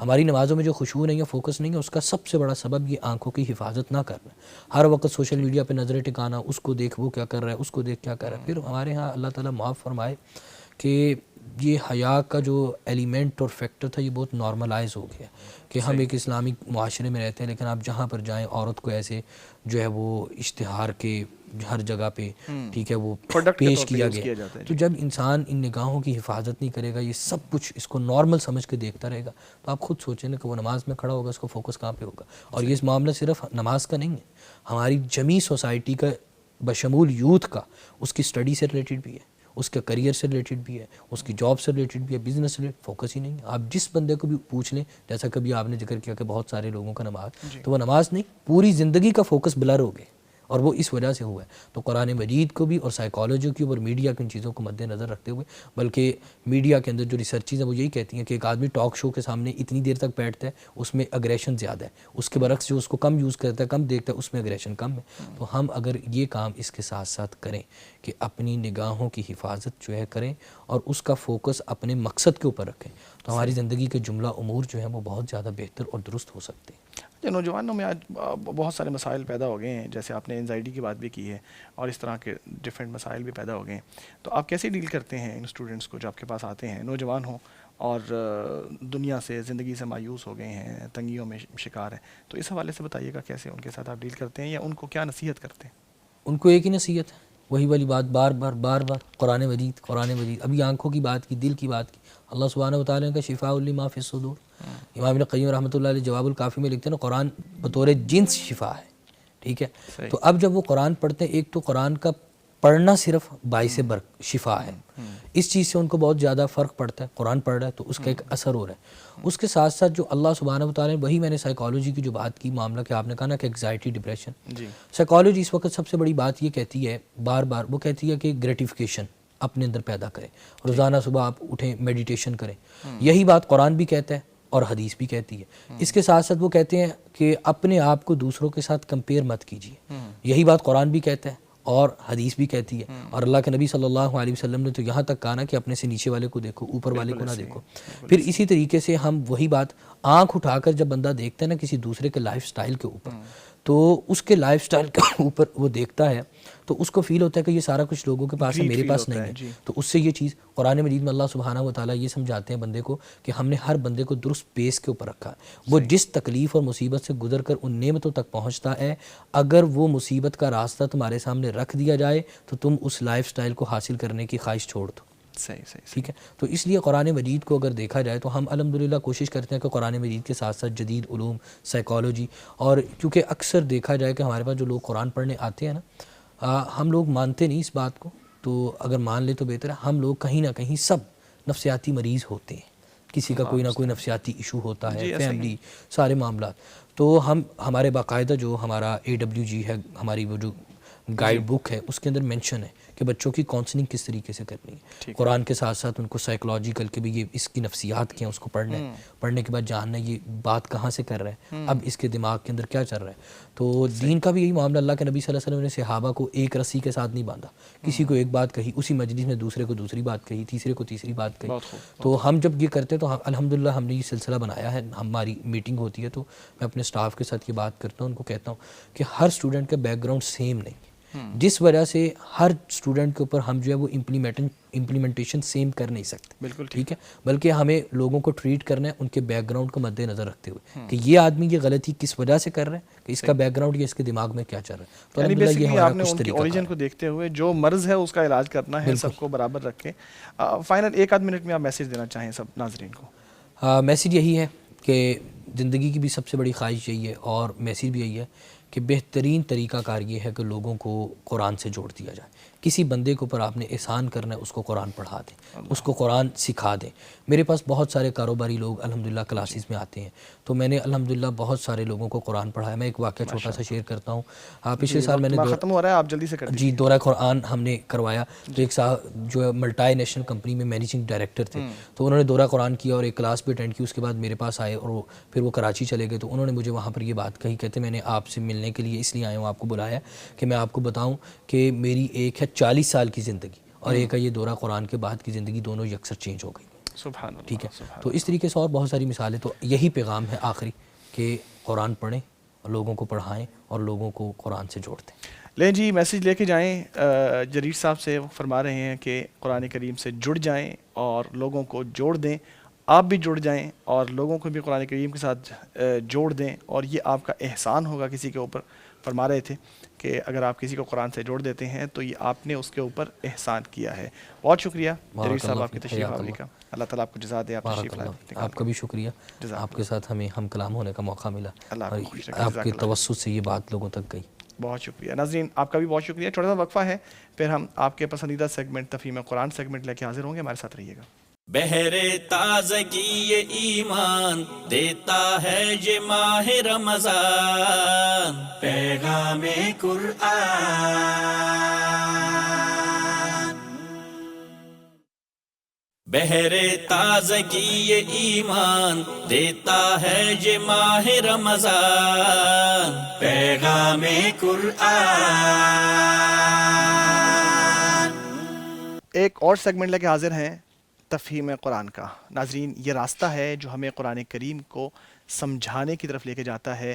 یہ وہ کلاس ہے جس میں اگر آپ شامل ہو جائیں گے اپنی ٹی وی اسکرینز کے سامنے بیٹھ کے، تو آپ قرآن کریم کو بہت جلد خود سمجھنے کے قابل ہو جائیں گے.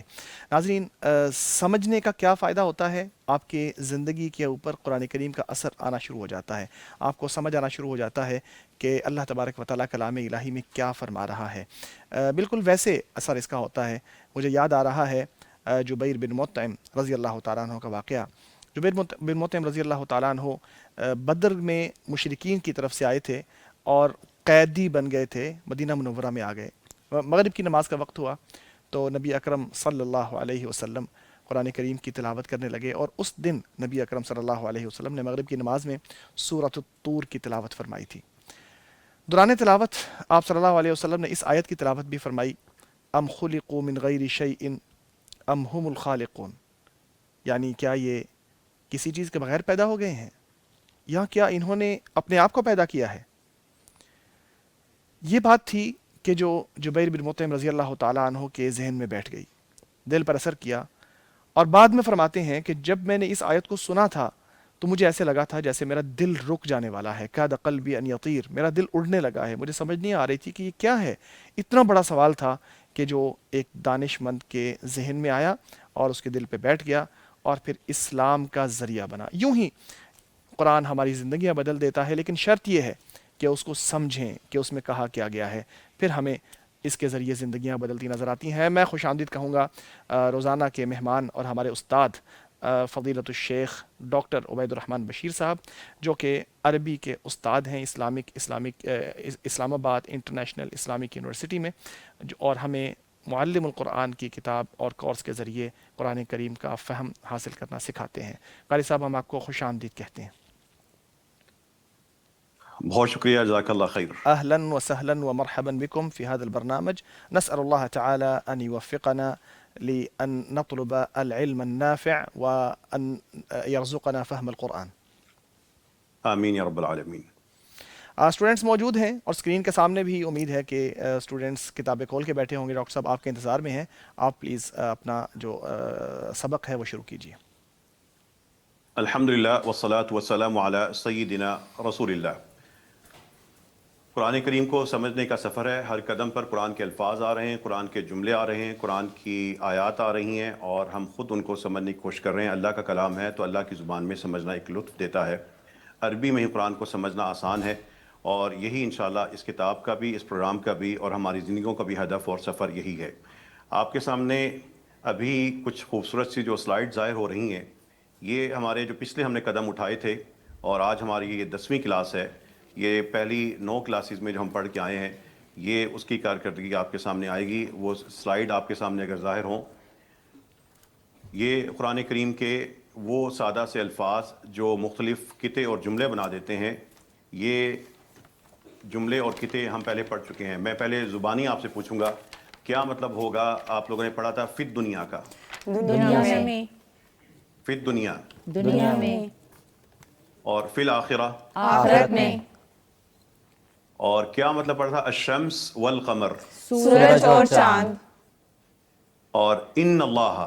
بے شک اللہ. یہ سلائیڈ جو آپ کو نظر آ رہی ہیں، یہ آپ کی نگاہیں دیکھتے ہی یہ قرآن کریم کی وہ اینٹیں ہیں جن سے قرآنی دیوار بنتی ہے. یہ اینٹیں جو ہم جمع کرتے جائیں گے قرآنی دیوار بن جائے گی. یہ دیواریں مل کے کمرہ بنا دیں گی اور اس کے بعد چھت پڑ جائے گی. اس طرح قرآن کے محل کے اندر انشاءاللہ آپ وہاں پہ رہنا شروع ہو جائیں گے. اللہ تعالیٰ ہمیں قرآن کریم کی بدولت جنت کے محل بھی عطا فرمائے. یہ سلائیڈ جو نظر آ رہی ہیں، اعلیٰ آپ نے پڑھا تھا علی الحق، علی الرحمن، اور من اللہ، من الکتاب، من القرآن. یہ خوبصورت سی سلائیڈز. لا اکراہ، قطعاً کوئی چیز نہیں ہے. اللہ کا سبق پڑھا تھا, بی کا سبق آپ پڑھ چکے, لا اکراہ قطعاً تاکید نفی کے لیے, لا علم, یہی چیزیں اگلے تمام اسباق میں آئیں گی. یہی ایک قرآن کا ایک بہت بڑا نظام ہے جس کی وجہ سے آپ قرآن کریم انشاءاللہ عربی میں ہی سمجھتے چلے جائیں گے. آپ نے پڑھا تھا, بتائیے کیا مطلب پڑھا تھا؟ انا لفظ کا مطلب کیا آیا تھا؟ انا. اب کیا مطلب تھا؟ ان العذاب, کے عذاب. کے عذاب. کے عذاب. اور کانا کا مطلب ہم کل پڑھ رہے تھے, کیا مطلب تھا کانا؟ تھا. اب کانا مریضن کا مطلب کیا بن گیا تھا؟ مریض تھا. اور آپ نے پکارنے کے لیے عربی میں کیا استعمال ہوتا ہے؟ آپ نے پڑھا تھا یا ابراہیم, کیا مطلب تھا اس کا؟ اے ابراہیم. اے ابراہیم. یہ جب آپ پڑھ چکے تو آئیے اب سکرین پر آپ کا آج کا سبق ظاہر ہو رہا ہے, اور یہ سادہ سی آپ نے بات سمجھنی ہے, کوئی بہت بڑی بات نہیں ہے, ایک سادہ سا سبق ہوگا. ہم جیسے اردو میں انگلش میں بات کرتے ہوئے کسی نہ کسی لفظ کو ذکر کرتے ہیں اور ساتھ کی خاصیت ذکر کر دیتے ہیں. جیسے کتاب ہے, میں کہتا ہوں پرانی کتاب, نیا گھر, چھوٹا دروازہ, صاف کمرہ, عمدہ لباس, خوبصورت تلاوت, پیاری آواز. یہ لفظ کے ساتھ کوئی خاصیت آ جاتی ہے. تو عربی زبان میں لفظ کے ساتھ جو خاصیت آپ کو نظر آ رہی ہے, عذاب کے ساتھ عظیم کا لفظ آ رہا ہے. اب یہ ایک چھوٹا سا قطعہ بن جاتا ہے, ادھوری بات بن جاتی ہے.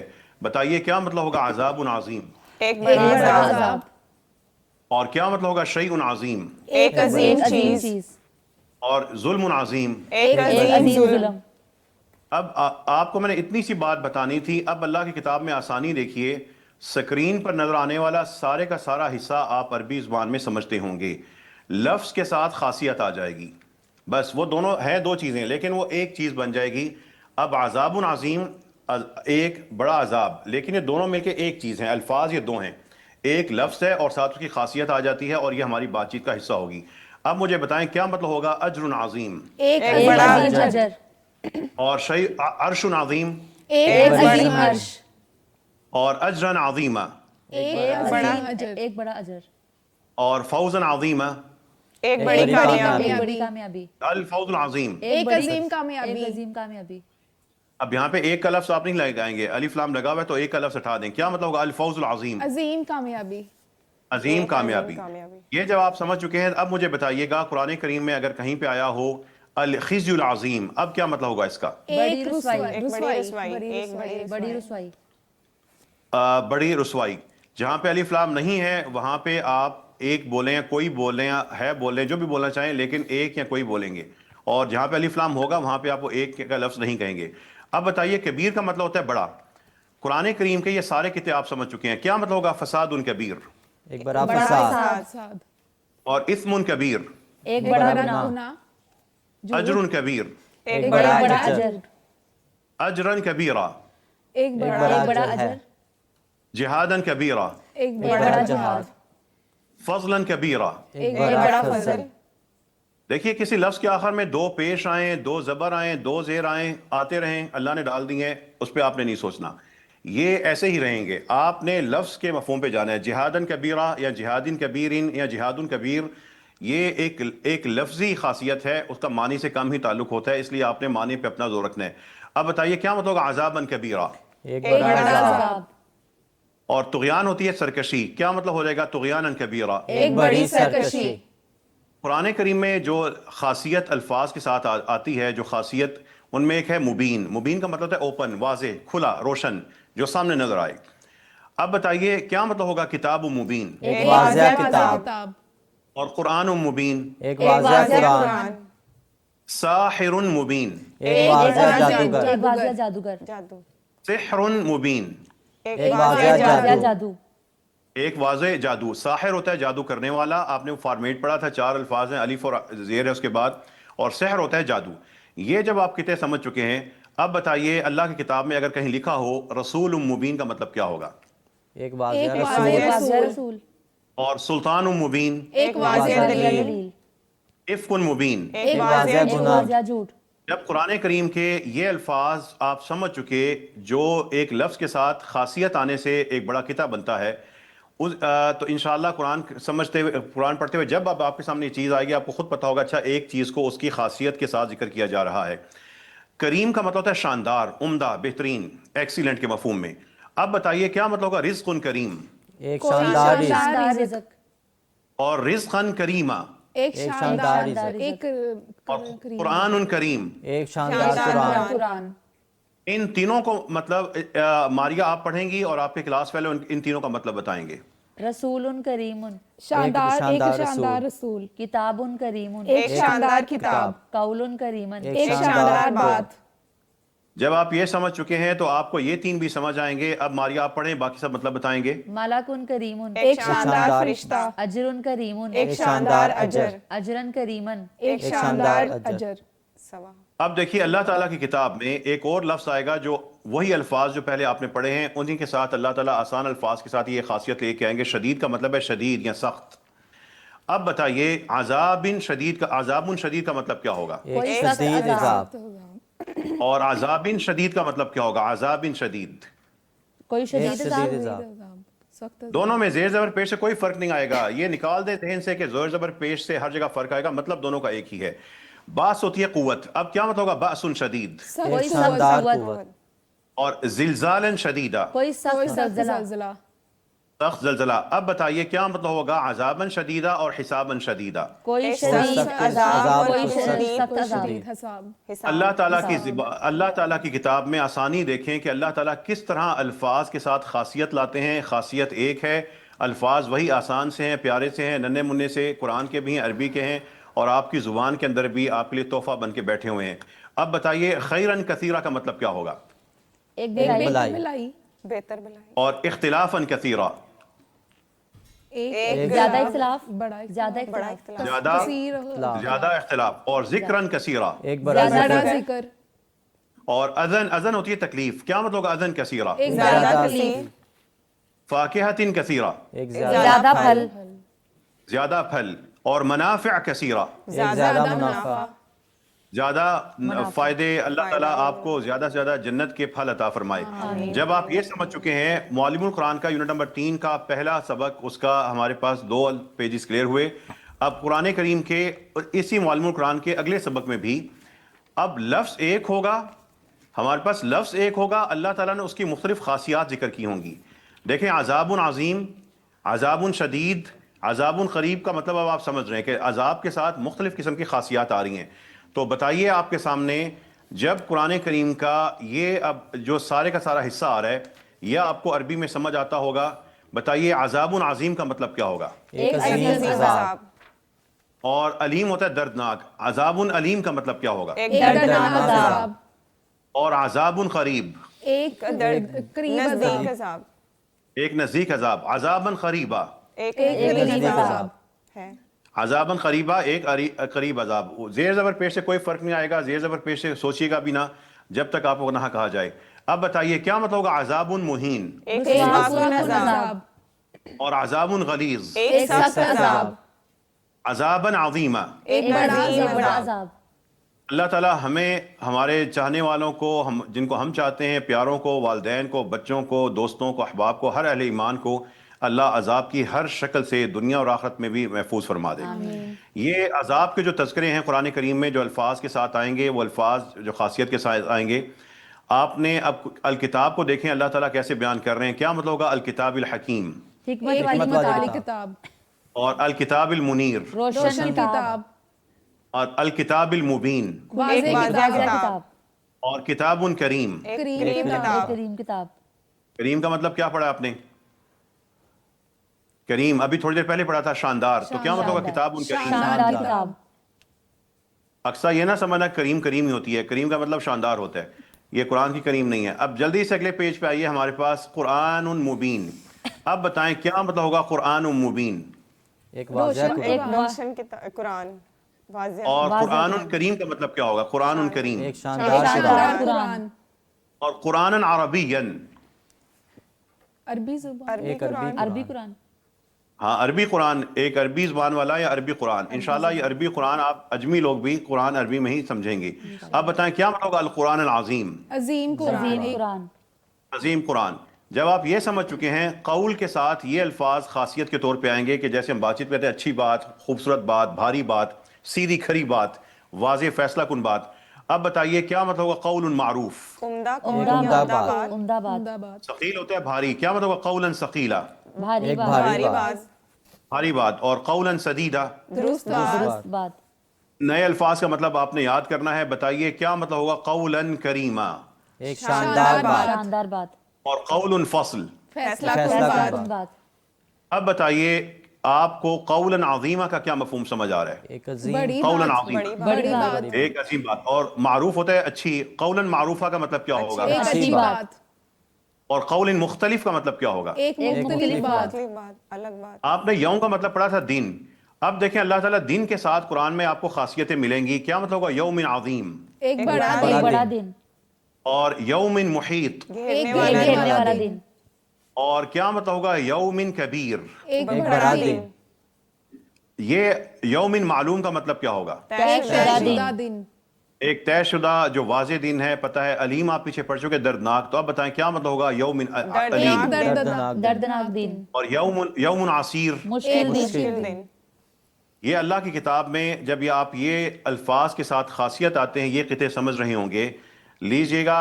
اب آپ کا ایک امتحان ہے، میرا بھی امتحان ہے، آپ کو انہی قطعوں کے ساتھ جو پہلے سبق پڑھے تھے وہ آپس میں ملیں گے۔ بتائیے کیا مطلب ہے عذاب عظیم؟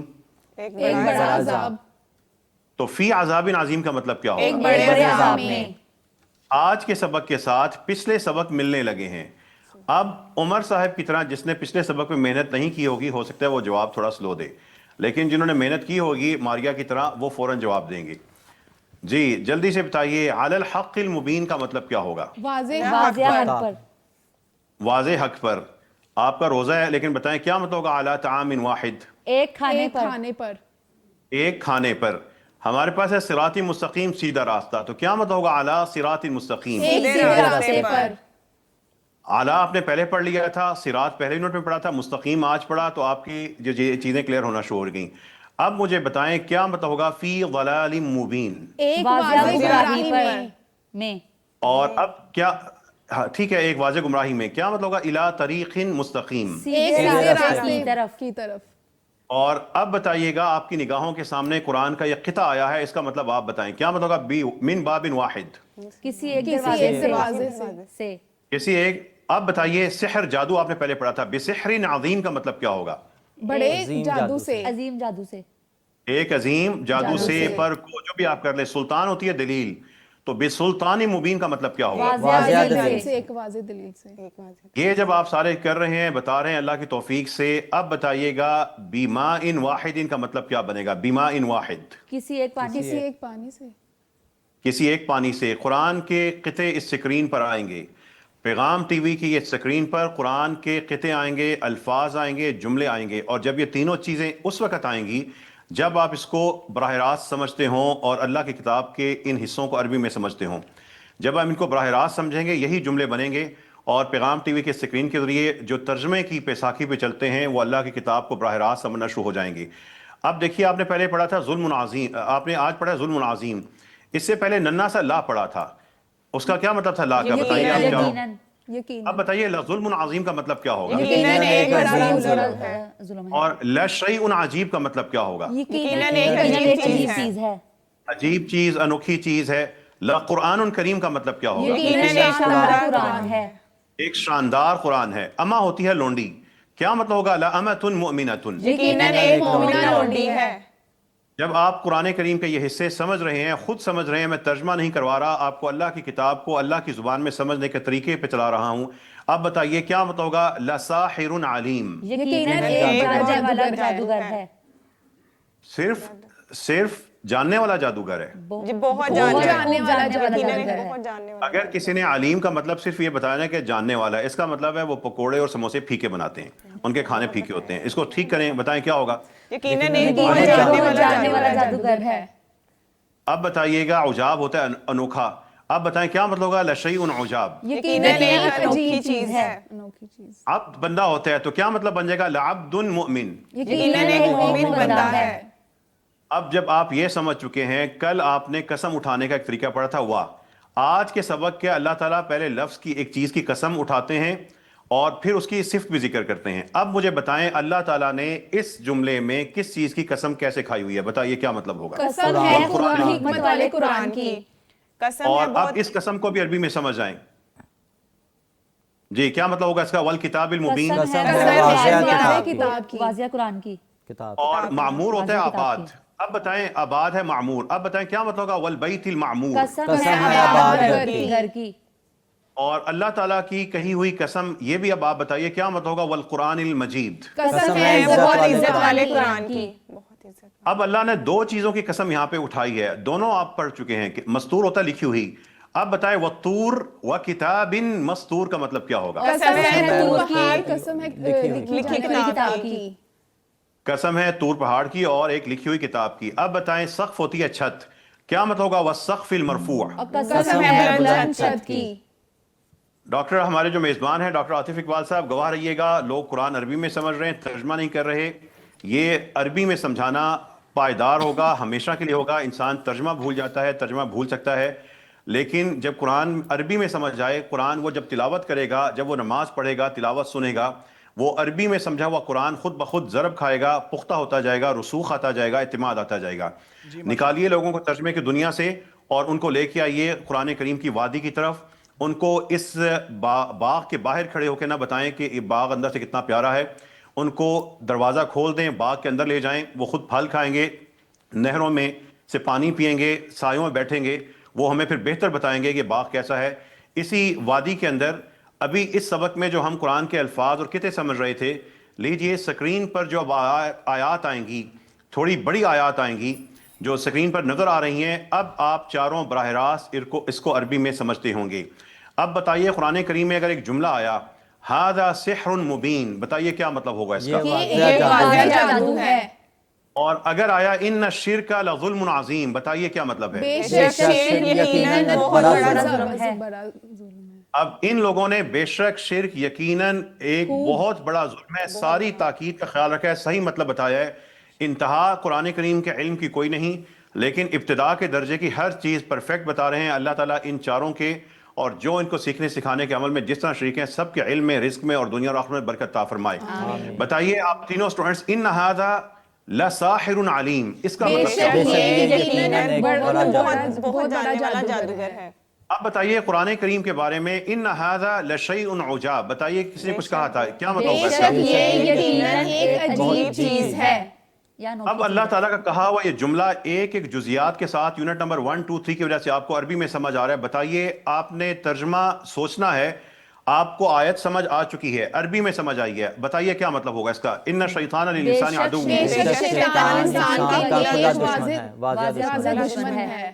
اب اللہ تعالیٰ کی کتاب میں ہم سب کا فیوچر یہ ہے، اللہ تعالیٰ پوری انسانیت کے بارے میں بتا رہے ہیں وَفِي الْآخِرَةِ عَذَابٌ شَدِيدٌ وَمَغْفِرَةٌ مِّنَ اللَّهِ. دو چیزیں آخرت میں، بتائیں کیا کیا اللہ تعالیٰ فرما رہے ہیں؟ اور آخرت میں شدید عذاب ہے اور مغفرت ہے، اور مغفرت اور اللہ کی طرف سے مغفرت. اب دو چیزیں ہونی ہیں، اللہ کی رضامندی اور اللہ کی طرف سے مغفرت اور رضامندی، یہ دو چیزیں ہوں گی. اب کچھ کو عذاب ملے گا، اللہ تعالیٰ ہمیں عذاب سے بچائے اور اپنی مغفرت اور اللہ سے اپنی رضامندی عطا فرما دے. یہ جب آپ سمجھ چکے ہیں، آئیے اب آپ کو یہ بھی سمجھ آ رہا ہوگا قرآن کیا کہہ رہا ہے. ھذا صراط مستقیم کا مطلب کیا ہوگا؟ یہ سیدھا راستہ ہے، اور وَھذا لسان عربی مبین، اور یہ عربی زبان واضح ہے، اور یہ واضح عربی زبان ہے. اجمی لوگوں، عربی زبان آپ لوگوں کے لیے بھی واضح ہو سکتی ہے، صرف تھوڑا سا طریقہ اپنا ٹھیک کر لو. عرب بچے کے لیے تو 2-3 سال لگتے ہیں، عربی زبان سیکھتا ہے ماں کی گود کے اندر. اجمی لوگ اگر محنت کریں تو 3-4-5 مہینے کے اندر عربی سیکھ سکتے ہیں، وہ فطرت حاصل کر سکتے ہیں. یہ اللہ نے جو بار بار اللہ کہہ رہے ہیں ایک واضح عربی زبان ہے، عربوں کے لیے تو ہے. معلم القرآن کی بدولت اللہ نے وہ راستہ وہ ہمیں دیا ہے کہ ہم قرآن کریم کو اپنے اجمی امت کو بھی واضح عربی کے پیغام واضح عربی میں ہی سمجھا سکتے ہیں. نہ اس کا ترجمہ، نہ تیرا ترجمہ، نہ میرا ترجمہ، نہ یہ بحث ہوگی، بلکہ واضح عربی زبان یہ ہمارا مسئلہ حل کر رہی ہے. اب بتائیے کیا مطلب ہے وَفِي الْآخِرَةِ عَذَابٌ شَدِيدٌ، اور آخرت میں شدید عذاب ہے. یہ آپ کے سامنے ان ھذا لشیء عجیب کا مطلب کیا ہوگا؟ بے شک یہ عجیب چیز ہے. آپ جب یہ سمجھ چکے، اللہ تعالیٰ کچھ کلیے قاعدے ہماری زندگی کے بارے میں بتا رہے ہیں کہ دیکھو فلاں قسم کا جو بندہ ہوگا وہ بہتر ہوگا کسی مشرک سے. بتائیے اس آیت سے آپ کو کیا سمجھ آ رہا ہے؟ وَلَعَبْدٌ مُؤْمِنٌ خَيْرٌ مِّن مُشْرِك، کیا مطلب ہے؟ ایک ایمان والا بندہ زیادہ بہتر ہے کسی مشرک سے. اور اللہ تعالیٰ یہاں پر اپنی زندگی کے حوالے سے، اپنے انتخاب کے حوالے سے بتا رہے ہیں دین بڑا اہم ہے. بتائیے اما کا مطلب ہوتا ہے لونڈی، اب اللہ تعالیٰ مردوں کو کیا پیغام دے رہے ہیں وَلَا أَمَةٌ مُؤْمِنَةٌ خَيْرٌ مِّن مُشْرِكَةٍ، کیا مطلب اور ہوگا؟ یقیناً مومن لونڈی یقیناً مشرکہ مومن لونڈی سے بہت بہتر ہے. ایک ایمان والی بے شک کم درجے کی ہو لیکن ایک آزاد خاتون مشرکہ عورت سے بہتر ہوگی. دین کو کبھی ہلکا نہ لیجیے گا، دین سب سے بڑی دولت ہے، سب سے بڑی نعمت ہے، اور اسی سے سب سے زیادہ عزت ملتی ہے. اللہ تعالیٰ کے کتاب کے کہے ہوئے سارے یہ جملے آپ سمجھ چکے ہیں، عربی میں سمجھے ہیں. اب بتائیے ان جملوں میں سے جو آپ کے سامنے آ رہے ہیں، شرک کے حوالے سے جملہ کہاں پہ ہے؟ شرک کے حوالے سے ڈھونڈیے کون سا جملہ شرک کے حوالے سے بتا رہے ہیں. ان الشرک لعظیم عظیم، ظلم عظیم.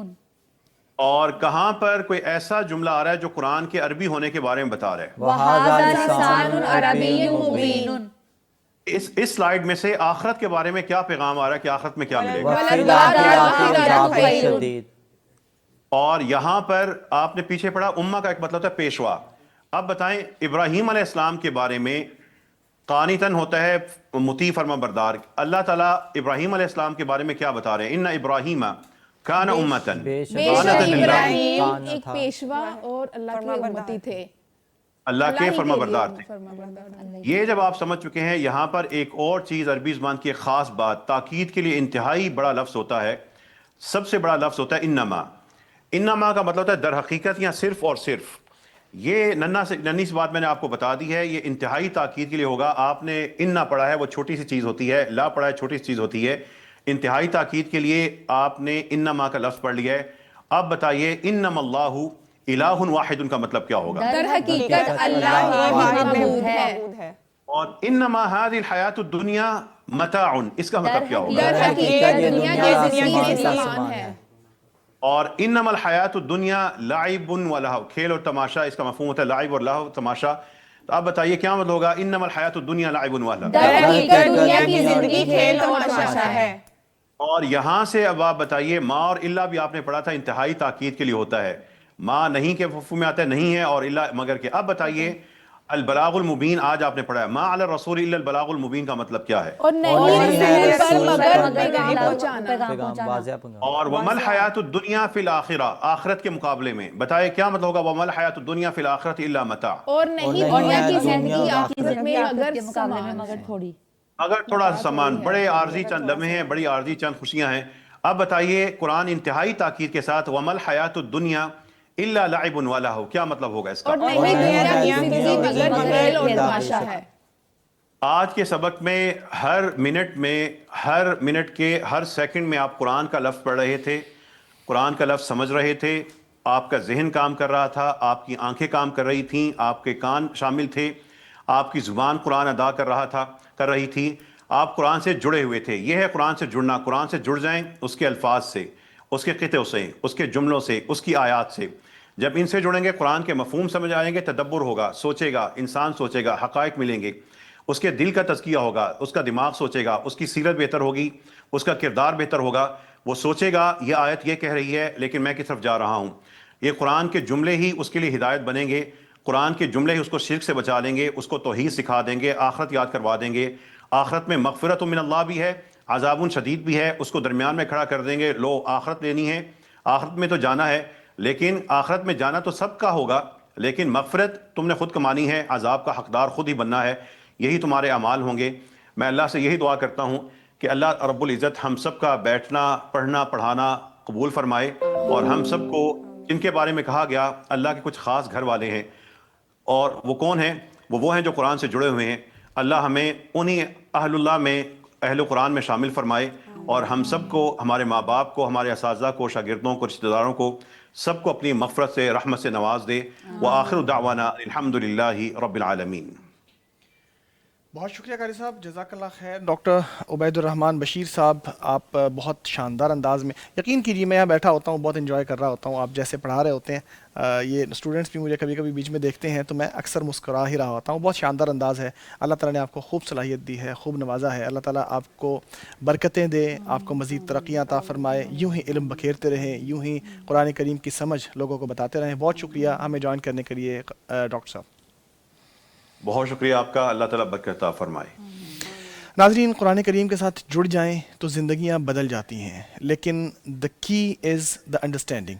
اگر آپ کے پاس انڈرسٹینڈنگ ہے تو آپ سمجھیں گے قرآن کریم کیا کہہ رہا ہے اور اس کو درست کیسے پڑھا جا سکتا ہے۔ اگر آپ کو معلوم ہی نہیں ہے کہ جو الفاظ آپ پڑھ رہے ہیں ان کا مطلب کیا ہے، معنی کیا ہے، اللہ کیا فرما رہا ہے، تو پھر اجر تو ہوگا، لیکن جو انڈرسٹینڈنگ ہے، جو برکت ہے، جو فیوز ہیں، جو زندگیاں بدلتی ہیں، وہ حاصل کبھی بھی نہیں ہو سکتی۔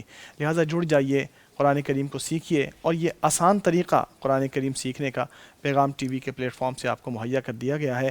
آپ پیغام ٹی وی اسکرین کے سامنے بیٹھ کے آسان طریقے سے قرآن کریم کو سمجھ سکتے ہیں، اور یہ 40 منٹ کا سیگمنٹ ہی ہوتا ہے۔ اگر اس کو آپ مستقل مزاجی کے ساتھ پورا رمضان دیکھ لیں تو آپ قرآن کریم کا بہت بڑا حصہ خود ترجمہ کرنے کے قابل ہو جائیں گے۔ ناظرین، میں یاد دلاتا چلوں، پیغام ٹی وی ایک ایسا ٹی وی چینل ہے جو 15 سال سے 10 کروڑ سے زیادہ لوگوں کو کتاب و سنت کی تعلیمات، اوتھینٹک تعلیمات پہنچا رہا ہے، اور یہ نبی اکرم صلی اللہ علیہ وسلم کی پیش گوئی ثابت کرتا ہے، یا اس کو ظاہر کرتا ہے دنیا میں، کہ یہ دین ہر کچے اور پکے مکان میں داخل ہوگا۔ اور یوں دیکھیے کہ دین کی آواز ہر کچے اور پکے مکان تک پہنچ رہی ہے، وہ بھی پیغام ٹی وی کے ذریعے۔ اگر آپ اس کار خیر میں حصہ ڈالنا چاہتے ہیں تو پلیٹ فارم اوپن ہے۔ آپ دیکھ سکتے ہیں کہ جو لوگ ہمارے ممبرز ہیں، جو ہمارے پیغام ٹی وی کے کلب ممبرز ہیں، ان کے نام بھی آپ سکرین پہ دیکھ سکتے ہیں۔ اگر آپ ان خوش قسمت لوگوں کی لسٹ میں شامل ہونا چاہتے ہیں تو آپ پیغام کلب کے ممبر بن جائیے، اور ممبرشپ کے لیے آپ کو ہر مہینے صرف 1000 روپیہ دینا ہوگا۔ یہ ممبرشپ آپ اپنی طرف سے بھی لے سکتے ہیں، اپنے گھر والوں کی طرف سے بھی لے سکتے ہیں، اپنے فوت شدگان کی طرف سے یا والدین کی طرف سے بھی لے سکتے ہیں، اور جس کی طرف سے ممبرشپ لی جائے گی ان کے لیے یہ صدقہ جاریہ بن جائے گا۔ دیکھیے، یہ بات جو آج ڈاکٹر صاحب کے توسط سے پیغام ٹی وی کے ذریعے آپ تک پہنچی ہے، یہ کتنے لوگوں تک پہنچے گی اور کتنے لوگوں تک مستقبل میں پہنچ سکتی ہے۔ جس شخص تک بھی یہ آواز پہنچے گی، یہ پیغام پہنچے گا، یہ قرآن کریم کی آیات پہنچیں گی، یہ ترجمہ پہنچے گا، اس کا اجر انشاءاللہ العزیز ان سب لوگوں کو مل جائے گا جنہوں نے اس میں پارٹیسپیٹ کیا ہے، جو ہمارے ممبران ہیں، اور اللہ تبارک و تعالی بہت بڑا اجر عطا فرماتا ہے۔ بلکہ جیسا کہ حدیث مبارکہ میں آتا ہے کہ جب انسان صدقہ کرتا ہے تو اللہ تبارک و تعالی اس صدقے کو اپنے دائیں ہاتھ سے لیتا ہے، اور پھر اس کو یوں پالتا ہے جیسے تم اپنے جانوروں کے بچوں کو پالتے ہو، یہاں تک کہ وہ چھوٹا سا ذرہ جو انسان نے دیا ہوتا ہے وہ ایک پہاڑ کے برابر ہو جاتا ہے۔ یوں اجر بڑھتا ہے، یوں اللہ تبارک و تعالی لوگوں کو نوازتا ہے جو اللہ کی راہ میں صدقات اور خیرات کرتے ہیں۔ اور رمضان مبارک ہے، بہترین موقع ہے اللہ کی راہ میں خرچ کرنے کا۔ نبی اکرم صلی اللہ علیہ وسلم کا اسوہ حسنہ بھی یہ ہے، کان اجود الناس وکان اجود ما یکون فی رمضان، آپ سب سے بڑھ کر سخی تھے، اور رمضان المبارک میں آپ کی سخاوت عروج پر پہنچ جاتی تھی۔ تو عروج قرآن سے، اور عروج قرآن کریم کا پیغام پہنچانے والوں کے ساتھ وابستہ ہونے کے ساتھ ہے، اور قرآن کریم لوگوں تک لوگوں کی زندگیوں میں شامل کرنے میں اپنا حصہ ڈالنے میں ہے۔ جڑ جائیے پیغام ٹی وی کے ساتھ، سیکھیے، سکھائیے، اور اس کار خیر میں شامل ہو جائیے۔ اپنا خیال رکھیے گا، کل ملاقات ہوگی۔ السلام علیکم ورحمۃ اللہ وبرکاتہ۔ عبادتوں کا شعور لے کر، خشوع و تقویٰ کا نور لے کر، محاسبہ و تزکیہ کبھی ساتھ کر لو سامان، دنوں میں صائم شبوں میں قائم، سمیٹو وہ دولتیں جو دائم، کہ سحر و افطار کیجے برکات ہیں فراوان، بہر تازگی یہ ایمان دیتا ہے یہ ماہ رمضان، پیغام قرآن۔